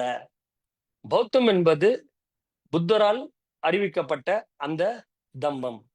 வள்ளுவம் என்பது திருவள்ளுவரால் தமிழில் எழுதப்பட்ட திருக்குறள். இவை இரண்டும் ஒன்றோடு ஒன்று தொடர்புடையது. அதன் தொடர்ச்சி தான் இது. அது முதல் நூல். தம்மம் என்பது முதல் நூல். திருக்குறள் என்பது அதனுடைய வழிநூல். அதற்கு விளக்கம் சொல்லும் ஒரு நூலாகத்தான் நாம் அவற்றையெல்லாம் கணக்கில் கொள்ள வேண்டும். ஆகவே இது இந்த ஒரு சிறப்பான தருணம் இது. ஏனென்றால் எனக்கு சிறு வயதிலிருந்து வள்ளுவரையும் திருக்குறளையும் மிகவும் பிடிக்கும். நாங்க பேச ஆரம்பிச்சதே திருக்குறள்ல போய் ஸ்கூல்ல நம்ம திருக்குறள் ஒப்பிப்பு போட்டியில போய் கலந்துக்கின்னு அதுல பரிசு வாங்கினதுல இருந்தா நம்முடைய பேச்சுக்கள் நம்முடைய எழுத்துக்கள்லாம் ஆரம்பிச்சிச்சு. அந்த அடிப்படையில வந்து வள்ளுவரை நாம் என்னென்றும் கொண்டாடுவோம். அவருக்கு முதல் நூலாக இருக்கக்கூடிய தம்மம், அவருக்கு அந்த தம்மத்தை வழங்கிய புத்தர், இவர்களை நாம் கொண்டாடுவதும் இவர்களுடைய சிந்தனைகளை நாம் உள்வாங்கி அதன்படி நடப்பதுமே வந்து இந்த குறிப்பா அந்த பஞ்சசீலம் இப்ப நம்ம டிஸ்கஸ் பண்ண விஷயங்க தான். இந்த பஞ்சசீலத்துல குறிப்பா கூறப்பட்டுள்ள இந்த 5 ஒழுக்க நெறிகளை நாம் கடைபிடித்தோமானால் தனி மனிதர் வாழ்க்கையிலும் சரி, சமூக வாழ்க்கையிலும் சரி, குடும்ப வாழ்க்கையிலும் சரி, அல்லது நாடுகளுக்கு இடையேயான அந்த உறவுகளும் வந்து நீடித்து நிலைத்திருக்கும். இல்லை என்றால் துன்பம் சூழும் என கூறிக்கொண்டு எனக்கு இந்த வாய்ப்பை வழங்கிய நம்முடைய தமிழ்நாடு பௌத்தர்கள் சங்க பேரவைக்கு என்னுடைய நெஞ்சார்ந்த நன்றி தெரிவித்துக்கொண்டு, குறிப்பாக நம்முடைய பொருளாளர் திரு கோவை பார்த்திபன் சார் அவர்களுக்கு என்னுடைய நன்றி தெரிவிச்சுக்கிறேன். ஸோ இந்த விஷயங்கள், அதாவது புத்தரும் இந்த வள்ளுவமும் என்ற இந்த கருத்துக்களை நான் எங்கிருந்து பெற்றேன் என்றால், நம்முடைய திரு எக்ஸ்ரே மாணிக்கம் மற்றும் எரிமலை ரத்னம் ஐயா அவர்களுடைய சமூக சிந்தனைகளிலிருந்து நான் இவற்றை பெற்று நம்முடைய உரையாடி இருக்கிறேன். இந்த உரையாடலுக்கு எனக்கு வாய்ப்பு அளிக்க அனைவருக்கும் நன்றி. தேங்க்யூ. ஜெய்பீம். நன்றி சார். ஆதிபகவான் புத்தரின் மும்மணிகள், 4 உன்னத வாய்மை, எண்மார்க்க வழி, திரிசனம், பஞ்சசீலம் ஆகியவற்றை தெளிவாக திருக்குறளிலும் ஒப்பீடு செய்து பேசியவர் நம்முடைய பொறியாளர் திருமிகு தனகுமார் ஐயா அவர்களுக்கு நன்றி. இந்த இணையவழி கருத்தரங்கின் மூலம் இந்த தலைப்பின் கீழ் வள்ளுவமும் பௌத்தமும் என்ற தலைப்பின் கீழ் கேள்விகள் இருந்தால் நீங்கள் கேட்கலாம். யாருக்காவது கேள்வி இருந்தால் கேட்கலாம். ஐயா வணக்கம். நான் காஞ்சிபுரத்துலேருந்து பேசுறேன், திருநாவுக்கரசனு. கேட்கலாமா? கேள்வி கேக்குதா? கேளுங்க சார். அதாவது இப்போ நம்ம டிஸ்கஸ் பண்ண விஷயம் வந்து கேட்டீங்களா, எனக்கு மகிழ்ச்சியா இருக்கு. ஏன்னு கேட்டீங்களா, இந்த விஷயத்துக்காக தான் இவெல்லாம் நான் ப்ரிப்பேர் பண்ணது. டீப்பா நான் வந்து ப்ரிப்பேர் பண்ணல. ஸோ இப்போ நம்ம உரையாடினதுல இருந்து கேட்டீங்களா மகிழ்ச்சியா இருக்கும். நம்ம எல்லாருமே வந்து வள்ளுவர் வந்து பௌத்தத்தை தழுவிதான் குறள் எழுதியிருக்கிறாருன்னு நம்ம சொல்லினுக்கிறோம். ஆனா வந்து அது ஒரு சின்ன கேள்வி எனக்கு ரொம்ப நாளாவே இருக்குது. நம்ம பௌத்தத்தை சார்ந்தவர் தான் வள்ளுவர் நம்ம சொல்றது போல, அந்த ஜெயின மதத்தவரும் அவங்க பௌத்தத்தை வள்ளுவர் எங்க மதத்தவர்னு சொல்றாங்களே, அதுக்கு ஏதாவது விளக்கம் சொல்ல முடியுங்களா ஐயா? அதான் கரெக்ட் சார். நீங்க கேட்கறது வந்து இது வந்து சரியான ஒரு கேள்விதான். ஏன்னு கேட்டீங்கன்னா, நாலடியார் ஆல்மோஸ்ட் வந்து நாலடியாருக்கும் திருக்குறளை வந்து ஓரளவுக்கு சினானிம், ரெண்டுமே வந்து ஓரளவுக்கு ஒத்த கருத்துள்ள நூல்கள் தான். நாலடியார் டோட்டலாகவே சமணமத்தின் நூல் என்று நாம் எல்லாம் அறிந்த ஒன்று தான். பௌத்தத்தை பொறுத்த வரைக்கும், அதாவது நம்முடைய திருக்குறளை பொறுத்த வரைக்கும் நாம் இப்போ அடிப்படையா நம்ம வந்து இவ்வளோ திருக்குறள்களை பார்த்தோம். நம்ம தம்மத்துல என்ன கூறியிருக்குதோ அதை வந்து அப்படியே அவர் வந்து விளக்கியிருக்கிறாரு. நம்ம நம்ம அதுல இருந்து நம்ம கிளைம் பண்றோம். இப்போ இதெல்லாம் வந்து ஒரு 2000 ஆண்டுகளுக்கு முன் நிகழ்ந்த விஷயங்கள். அவரு திருவள்ளுவர் வந்து பௌத்தரா இருந்தாரா, சமணரா இருந்தாரா, இல்ல வேறு மதத்தை தழுவியாரா என்பதெல்லாம் வந்து எல்லாமே வந்து அனுமானத்துக்குரியதுதான். நாம வந்து அவரை வந்து கிளைம் பண்றதுக்கான காரணங்கள் இப்போ நம்ம டிஸ்கஸ் பண்ண விஷயங்க தான். இப்போ அவருடைய திருக்குறள்ல இருந்து எடுத்ததை நம்ம வந்து டிஸ்கஸ் பண்றோம். நாம வந்து வெளியில இருந்து எதுவும் எடுக்கல. அப்போ அந்த திருக்குறள் புத்தர் சொன்ன அந்த கருத்துக்களோட ஒத்திருக்குது. அதைதான் நம்ம வந்து, அதனால நம்ம வந்து அவரை வந்து நம்ம வந்து பௌத்தத்தை சார்ந்தவரை நாம வந்து கிளைம் பண்றோம். நான் என்னுடைய தனிப்பட்ட கருத்து என்னன்னு கேட்டீங்களா, இந்த கிளைமிங் ஆஃப் பர்சனாலிட்டிஸ் அது வந்து யூஸ்வலா நடக்க. இப்போ நாட் ஒன்லி ஜெயினிசம், புத்திசம் நம்மளும் அவர் கிளைம் பண்ண, ஜெயினர்களும் கிளைம் பண்றாங்க. Even Hindu people also claiming. இது வந்து இப்போ நம்ம மதிப்புக்குரிய ஆளுநர் சொல்லியா, அவர் சனாதனத்தின் பெரிய ஒரு இவருன்ட்டு. அப்போ அவங்களுக்கு தேவைப்பட்ட விஷயங்களை வந்து அவங்களுடைய கருத்துக்களை திரிச்சு இப்படி எல்லாம் கூறுறாங்க. இப்ப நம்ம கிளைம் பண்றதுனால ஒன்றும் நமக்கு எனக்கு தெரிஞ்சு ஒருத்தரை நம்ம கிளைம் பண்றதுனால வந்து பெரிய லாபம் ஒன்றும் இருக்கிற மாதிரி தெரியல. So whatever is said, திருக்குறள்ல என்ன சொல்லப்பட்டிருக்கிறதோ அது பௌத்தத்தை அடிப்படையாக கொண்டது என்பதுக்கு நம்முடைய நிறைய சாட்சிகள் இருக்குது. அதனால நம்ம வந்து அவர் ஒரு பௌத்தரா இருந்திருக்கலாம் சொல்றோம். ஆனா ஒரு கருத்துக்கள் வந்து பௌத்த கருத்துக்கள் வந்து எந்த மாற்ற கருத்தும் இல்லை. இந்த கருத்துக்களை வந்து எந்த இந்து டெக்ஸ்ட்ல சொல்லியிருக்காங்கன்னு நம்ம தேடி பார்க்கணும் இல்லையா? அப்போ அவங்க கிளைம் பண்றதுல வந்து எந்த நியாயமும் இருக்காது. பௌத்த கருத்துக்கள் இதோடு ஒத்து போகுது. குறிப்பா கொல்லாமை, அது வந்து ரொம்ப அப்புறம் புலால் உண்ணாமை, இதெல்லாம் வந்து சமண மத கருத்துக்களோட ரொம்பவே ஒத்து போகின்றது. அதனால அவங்க அப்படி கிளைம் பண்றதுக்கு வாய்ப்புகள் இருக்குது. Claiming is nothing. நான் சொல்ல, ஏன்னா அவங்க வந்து ரொம்ப காலத்துக்கு முன்னால வாழ்ந்தாங்க. அது யாருமே வந்து அதை வந்து ப்ரூவ் பண்ண முடியாது என்பதுதான் என்னுடைய கருத்து. ஓகே, நன்றி நன்றி ஐயா, நன்றி. Yes sir. வேற யாருன்னா?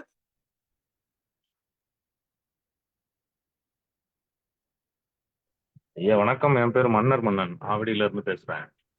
வணக்கம் சார். உங்களோட உரை வந்து மிக சிறப்பா இருந்தது. அதாவது தற்காலத்து உலகளவில் இருக்கிற பிரச்சனைகளுக்கு பௌத்தம் மிக சரியான தீர்வு அப்படின்ற அடிப்படையில வந்து மிக சரியா சொன்னீங்க. உக்ரைன் வாரு இல்ல காசா ஸ்ட்ரிப் பிரச்சனை, இந்த மாதிரி ஒரு அந்த ஒப்பீடு வந்து ரொம்ப அருமையா இருந்தது. எனக்கு அடிப்படையில வந்து ஒரு சின்ன கேள்வி, இது பத்தி நம்ம பௌத்தம் பத்தி இது நம்ம விவாதிக்கும் போது கேட்குற கேள்வி, இப்போ நம்ம அந்த கொல்லாமை அப்படின்றது வந்து நம்ம நான்வெஜ் சாப்பிட்றோம் அப்படின்றத பத்தி ஒரு கன்ஃபியூஷன் வந்து இருக்கு. அப்ப எப்படி நம்ம சாப்பிட்றதில்ல அப்படின்னு சொல்லி அதை பத்தி சொன்னீங்கன்னா கொஞ்சம் வேற ஒன்று. அதாவது இதற்கு வந்து புத்தர் ரொம்பவே விரிவான நிறைய விளக்கங்களை கொடுத்திருக்கிறாரு.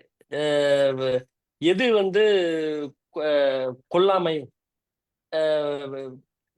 அதாவது நான்வெஜ் சாப்பிடுறது வந்து கொல்லாமைன்னு அவர் சொல்லவே இல்லை. அவர் கொல்லாமை என்பது எது என்பது நிறைய அது ரைட் அப் இருக்குது. நான் ஒரு நிமிஷம் இருங்க, நான் அதுக்கான ரீசெண்டா கூட நம்ம வாட்ஸ்அப் குரூப்ல அதெல்லாம் அந்த தம்மபத்துல இருந்து எடுத்து போட்டாங்க. நான் அவற்றை வந்து என்னிடம் இப்போ வச்சில்ல. ஆனா கொல்லாமை என்பது அவர் சொல்ற கொல்லாமை என்பது எனக்கு தெரிஞ்சு இந்த உணவு விஷயத்தை பத்தி அவர் பேசலன்றதான் என்னுடைய கருத்து. அவர் கொல்லாமையை பற்றி பேசுறது பஞ்சசீலத்துக்கு எதிராக நடப்பதுதான் அவர் அப்படி அவற்றுக்கு எதிராக நடக்கிற அந்த செயல்களை தான் அவர் கொல்லாமை, தீண்டாமை என்றெல்லாம் கூறுறாரு. பட் நான்வெஜ் சாப்பிட்றத பத்தி நம்முடைய புத்தருடைய கருத்து வந்து கண்டிப்பா நாம நினைக்கிற மாதிரி, அதாவது ஒரு கறி சாப்பிட்றதே வந்து அது கொல்லாமை இல்லையா அப்படின்னு நாம நினைக்கிற மாதிரியான ஒரு எண்ணம் நமக்கு வருது. பட் இட்ஸ் ஃபுட் செயின் தான் அது. அதுல இருந்து யாருமே தப்ப முடியாது.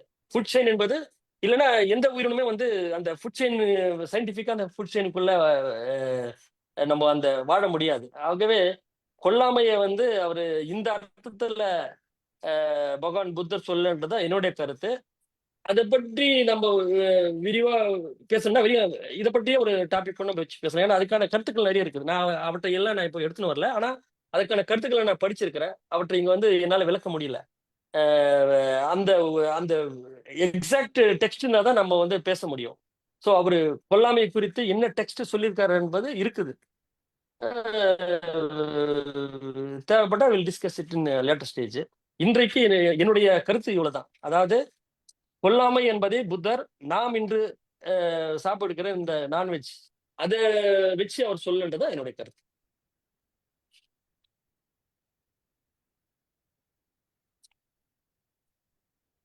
ஹலோ வேற யாருன்னா இருக்கீங்களா? சார் சார், இதுக்கு ஏதாவது விளக்கம் இருந்தா கூட நீங்க கொடுக்கலாம். தயவுசெய்து வேற யாருன்னா இதற்கான விளக்கங்கள் இருந்தா participants please they May kindly give it. ஏன்னா என்னுடைய விளக்கம் எனக்கு தெரிஞ்ச மை அண்டர்ஸ்டாண்டிங் இவ்வளவுதான். இதுக்கு வேற யாராவது அந்த கருத்துக்கள் இருந்தா கூட தயவுசெய்து பகிர்ந்தா நல்லது. ஏன்னா இது உரையாடல் தானே. வேற யாருன்னா அந்த கொல்லாமை குறித்து பகவான் புத்தர் சொன்ன வேற விஷயங்கள் ஏதாவது இருந்தா சொல்லலாம். பட் நான் பேசிக்கா வந்து அவர் இதை சொல்ல, இந்த கருத்தை வச்சு அவர் சொல்லுன்றதா என்னுடைய கான்செப்ட்.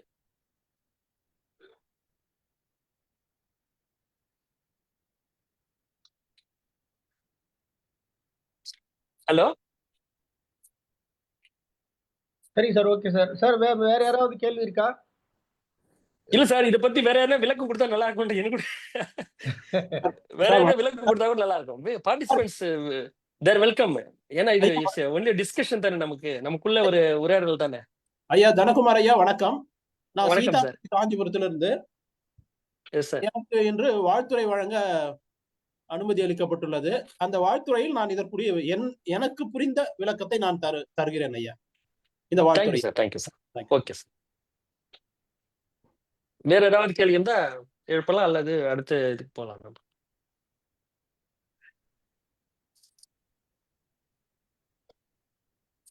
சரிங்க சார், நம்ம வாழ்த்துறைக்கு போயிடலாம். Yes sir. நம்ம இந்த வாழ்த்துறைக்காக இங்கு அழைக்கப்பட்ட திரு ஐஜாமா இன்பகுமார் முதல்வர், அவர் கிங்ஸ்டன் ஹையர் செகண்டரி ஸ்கூல். அவர் வந்து அவங்க வீட்டில் ஒரு டெத் ஆகிட்டதுனால அவர் அதில் பங்கு கொள்ள முடியவில்லை. இன்கம் டேக்ஸ் டிபார்ட்மெண்ட்டில் வந்து அசிஸ்டன்ட் கமிஷனராக பணிபுரிந்த பௌத்த உபாசகர் திருமிகு சீதாபதி ஐயா அவர்களை வாழ்த்துறை வழங்க அன்போடு கேட்டுக்கொள்கிறேன். நமோ புத்தா. தமிழ்நாடு பௌத்த சங்க பேரவை ஒருங்கிணைப்பாளர் திருமிகு கௌதம சன்னா அவர்களுக்கும், பொருளாளர் திரு பார்த்திபன், ஐயா திரு தனகுமார் அவர்களுக்கும் என் மாலை வணக்கங்கள். மற்றும் இந்த நிகழ்ச்சியில் கலந்துள்ள அனைத்து உள்ளங்களுக்கும் என் மாலை வணக்கத்தை தெரிவித்துக் கொள்கிறேன். இது ஒரு நல்ல அருமையான தலைப்பு. இந்த விவாதம் ஐயா கூறியதை போல, நம் சகோதரர்கள் எழுப்பியதை போல இந்த விவாதம் தொடர்ந்து கொண்டுதான் இருக்கிறது. திருக்குறள் பௌத்தமா, திருக்குறள் சமணமா என்று. ஆனால் இன்று ஐயா அவர்கள் இது பௌத்தத்தோடு எவ்வாறு ஒத்துப்போகிறது என்பதற்கு, இந்த மனம், தீய ஒழுக்கங்கள் தம்மபதத்தில் எவ்வாறு சொல்கின்றன, திருவள்ளுவர் எவ்வாறு சொல்கிறார், காமம், ஐம்புலன்களை பௌத்தம் எப்படி சொல்கிறது, அதை திருவள்ளுவர் எப்படி சொல்கிறார், திரிசரணம், பஞ்சசீலத்தை மிக அருமையாக ஒப்பிட்டு நமக்கு விளக்கி கூறியுள்ளார். அதே போல ஐயா கூறும்பொழுது புத்தர் வாழ்ந்த காலத்துக்கு பிறகுதான் திருவள்ளுவர் வருகிறார். கிட்டத்தட்ட 562 ஆண்டுகள் கழித்து திருவள்ளுவர் வருகிறார். சோ இது வெளிப்படையான கண்கூடு பௌத்த கொள்கைகளை தான் திருவள்ளுவர் வெளியிட்டுள்ளார். அதே போல 19ஆம் நூற்றாண்டில் பாபா சாஹிப் வந்தார். அவர் பௌத்தத்தை எடுத்து உரைத்துள்ளார். நாம் இந்த வழியில் இதை ஒரு சீக்வன்ஸாக எடுத்துக்கொண்டால் திருவள்ளுவர் நாம் கிளைம் பண்ண வேண்டியதில்லை. திருவள்ளுவர் சொன்ன சித்தாந்தங்கள், தத்துவங்கள், ஒழுக்க நெறிகள் அனைத்தும் பௌத்தத்தை சார்ந்தது என்பதை ஐயா அவர்கள் ரொம்ப அருமையாக எடுத்து இந்த பஞ்சசீலத்தை மிக விரிவாக எடுத்து கூறினார். எல்லாருக்கும் புரிந்திருக்கும் என்று நினைக்கிறேன். ஐயா, உங்களோட விளக்க உரை ரொம்ப அருமையா இருந்தது. நல்லா பேசியிருந்தீங்க. மகிழ்ச்சி சார். தேங்க்யூ. நல்லா பேசியிருந்தீங்க. இன்றைய காலகட்டத்துக்கு இந்த பஞ்சசீலத்தை நீங்க இவ்வளவு அழகா விளக்கினது நம்ம பௌத்த மதத்தை சார்ந்தவங்களுக்கு ரொம்ப பயனுள்ளதா இருக்கும். நாம் அதை கடைபிடித்தாலே நம்ம நீங்க சொன்ன மாதிரி எந்த இன்னலும் இல்லாம, எந்த துன்பமும் இல்லாம நம்ம வாழ்க்கையை நம்ம வாழலாம் அப்படின்றது நம்ம அழகா தெளிவா சொன்னீங்க. நல்ல அருமையான தலைப்பு. ஸோ பஞ்சசீலம்ன்றது ஒன்றுமில்லை, துன்பமற்ற வாழ்க்கை. பஞ்சசீலத்தை கடைசி பிடிச்சாவே நம்மளுக்கு துன்பமே இல்லை வாழ்க்கையில, இல்லையா ஐயா? இந்த 5 ஒழுக்கங்கள் நம்ம கடைபிடிக்கும் போது நம்ம போலீஸ் ஸ்டேஷன் போக தேவையில்ல, யார் வீட்டு தொந்தரவும் போக தேவையில்ல, நம்ம எங்கேயும் நிக்க தேவையில்லை, நம்ம வாழ்க்கையை ஒழுங்கா வாழலாம், எங்கேயும் போய் கோயிலுக்கு போய் பரிகாரம் தேட தேவையில்லை, எதுவுமே தேவையில்லைன்றதை நீங்க ரொம்ப அழகா சொன்னீங்க. ஸோ அதே மாதிரி அன்பும் அறனும் உடைத்தாயின் இல்வாழ்க்கை பண்பும் பயனும் அது அப்படின்ற ஒரு குறளை ஒப்பிட்டு சொன்னீங்க. ஆமா, அன்பும் அறனும் இல்வாழ்க்கை அறனை கரெக்டா ஃபாலோ பண்ணா நம்மளுக்கு நல்ல ஒரு குடும்பம் இருக்கும், நல்லா இருக்குன்றது. இதையே தான் வந்து பிறன்மழை விழையாமை பௌத்தம் சொல்லி இருக்குது. நல்லா அழகா எடுத்து சொன்னீங்க ஐயா. அதே மாதிரி அகர முதல எழுத்தெல்லாம் ஆதி பகவான் முதற்றே உலகு. இதை நான் சொல்லல, நான் படிச்ச அயோத்தாசு பண்டிதர் வந்து ரெஃபர் பண்ணும் போது சொல்றாரு, ஆதி பகவான்றது பௌத்தத்தை தான், பகவான் புத்தரை தான் குறிக்கும். ஆனா இப்போ இங்க இருக்கிறவங்க அதை ஏத்துக்க தயாரா இல்லை. ஆனா நம்ம தாத்தா வந்து சொல்லிட்டு போயிருக்காரு, இது ஆதி பகவான்றது புத்தரை தான் அவர் முதன்மையா வணங்கி திருவள்ளுவர் வந்து திருக்குறளை எழுதியிருக்காரு. இன்னைக்கு எப்படி நம்ம தேசிய கொடி ட்ரீ கலர்னு சொல்றோம், பச்சை வெள்ளை சிவப்புன்னு சொல்றோம். ஆனா நடுவுல நீல கலர் ஒண்ணு சக்கரம் இருக்கு, தம்ம சக்கரம். அதை இலகுவா எளிமையா அவங்க சௌகரியத்துக்கு மறந்துட்டு ட்ரீ கலர்னு சொல்ற மாதிரி ஆதி பகவான் வந்து சிவன், மத்த கடவுள் அப்படியெல்லாம் சொல்லிங்கிறாங்க. பகவான் புத்தர் தான் ஆதி பகவான் அப்படின்றதான் திருவள்ளுவர் வந்து முதல்ல அவர் வணங்கிட்டு அதுக்கப்புறம் இந்த குறளை எழுதியிருக்காரு. ஸோ இதெல்லாம் நமக்கு சான்று. திருவள்ளுவர் வந்து பௌத்தத்தை தான் சொல்லிட்டு போயிருக்காரு. ஐயா நீங்க சொன்ன விளக்கம் எங்களுக்கு போதுமானதா இருக்கு, நல்லாவே சொல்லியிருக்கீங்க. அப்புறம் நண்பர் ஒரு கொல்லாமை பற்றி கேட்டாருங்க. கொல்லாமை பற்றி புத்தர் என்ன கூறினார் அப்படின்னு. நான் படிச்சதுல இருந்து புத்தாண்டிஸ் தம்மாவில அந்த கோலியாஸ்க்கும் சாக்கியாஸ்க்கும் நடக்கிற சண்டையிலும் அவர் கொடுக்குற ரெஃபரன்ஸ், மற்ற அவரோட சில நூல்கள் மற்றும் எழுத்துக்கள் தொகுதிகள்ல படிச்சுட்டு வரும்போது நான் புரிஞ்சுக்கின்ற சொல்றேன். இன்னைக்கு நம்மளுக்கு ஹாஸ்பிட்டல் இருக்கு ஐயா, ஹாஸ்பிட்டலுக்கு போறதுக்கு ஹாஸ்பிட்டல் இருக்கு, ஹாஸ்பிட்டலுக்கு போறோம், டாக்டர் பாக்குறோம், ட்ரீட்மெண்ட் எடுத்துக்கிறோம். ஆனா புத்தர் வாழ்ந்த காலத்துல எந்த ஹாஸ்பிட்டலும் இல்லை. அப்ப இந்த மக்கள்லாம் எங்க வைத்தியத்துக்கு போனாங்களோ அன்னைக்கு நேட்டிவ் மெடிசன் தான் எந்த ஒவ்வொரு இடத்துலயும் வந்து சித்தம், யுனானி, அப்புறம் ஆயுர்வேதம், இந்த மாதிரி மருத்துவம். இந்த மருத்துவம் எல்லாம் எங்க இருந்ததுன்னா பூஜாரி கிட்ட இருந்தது. இது நான் சொல்லல ஐயா, எனக்கு சரியா சொல்ல வர எந்த நூல்ல சொல்லியிருக்காருல நான் படிச்சிருக்கிறேன். அவர் சொல்றாரு இந்த பூசாரிங்க கிட்டதான் இந்த பரிகார விஷயமே இருந்தது. அவங்க தான் இந்த மருந்து கொடுக்கறது, இந்த வேலை எல்லாம் பண்ணிட்டு இருந்தாங்க. அப்படி இருக்கும்போது இன்னைக்கு எப்படி ஒரு காலகட்டம் நம்ம எங்க தெருவெல்லாம் போனா ஒரே சிக்கன் கடை, ஒரே அடிச்சுக்கிறது, உதைக்கிறது, சண்டை போடுறது, இந்த மாதிரி ஒரு உக்கிரமான காலகட்டம் தான் புத்த பகவான் காலத்துல இருந்திருக்கு அப்படின்றது நம்ம பாபா சாஹிப் சொல்லியிருக்காரு. சோ அப்படி இருக்கும்போது இவங்க கோயிலுக்கு போயிட்டு சாமி கிட்ட வேண்டும் போது பரிகாரம் செய்யறாங்க. அவர் பரிகாரத்தை என்ன சொல்றாரு அப்படின்னா பாபா சாஹிப் இவங்க பரிகாரம் சொல்றது, நீ கோழியை சுத்தி விடு, ஆடு சுத்தி விடு, மாடு சுத்தி விடு. அன்னைக்கு வந்து புலால் உண்ணாமைன்றது எதுவுமே இல்லை. புத்தர் வாழ்ந்த காலத்துல புத்தரே வந்து நிறைய இடத்துல தானம் பெற்றும் போது இறைச்சி உணவுலாம் கொடுத்துருக்காங்க. அவர் மறுக்காம தான் சாப்பிட்டுருக்காரு. அவர் வந்து புலால் உண்ணாமை அப்படின்ற ஒரு வார்த்தை இருந்தா அதை அவர் சாப்பிட்டுருக்க மாட்டார். அவர் எல்லாரும் இடத்துல அறிவுறுத்திருப்பார். அவர் எங்கேயுமே அறிவுறுத்தல. அவர் வந்து புலால் உண்மை பத்தி பேசல. ஆனா அவர் சொல்றது என்ன, கொல்லாமை, அனாவசியமா அவசியமின்றி பிற உயிர்களை கொல்லாதீர்கள், பிற மனிதர்களை கொல்லாதீர்கள் அப்படின்றதான் அவர் வந்து கொல்லாமைன்னு சொல்லியிருக்காரு. அப்படின்றத பாபா சாஹிப் சொல்லியிருக்காரு அவரோட நூல்களும் எழுத்துக்கள்ல.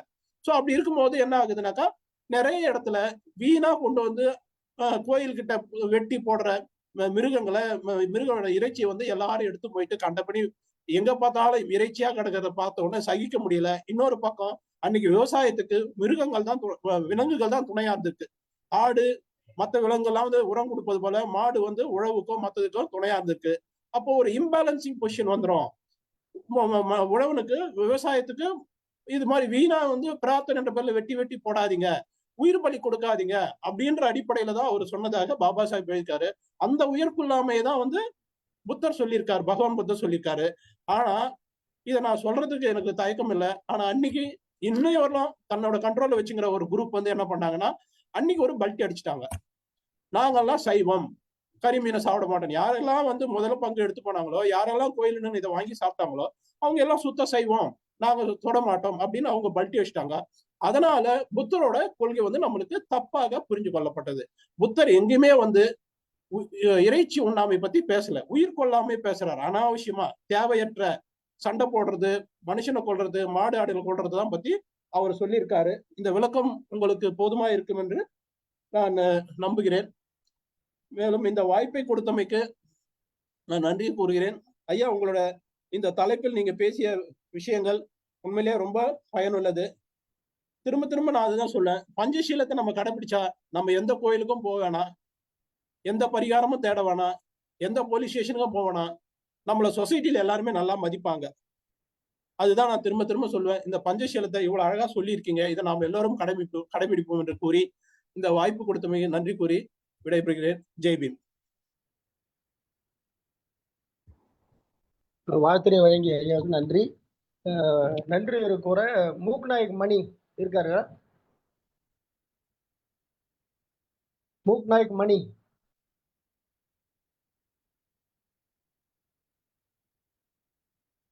காளிதாஸ் இருக்கீங்களா?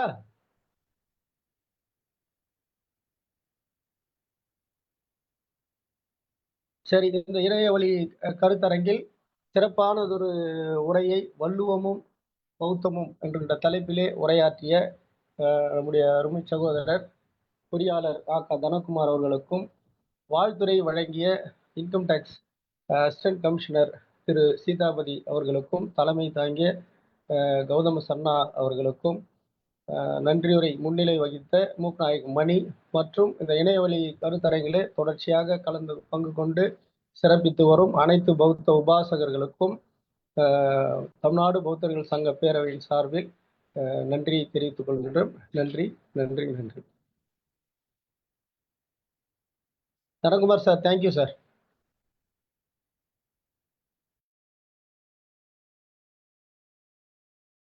Jaivin sir, thank you sir. Jai Bhim sir, Jai Bhim sir. Thank you sir. Close பண்ணிடுங்க சார். ஓகே.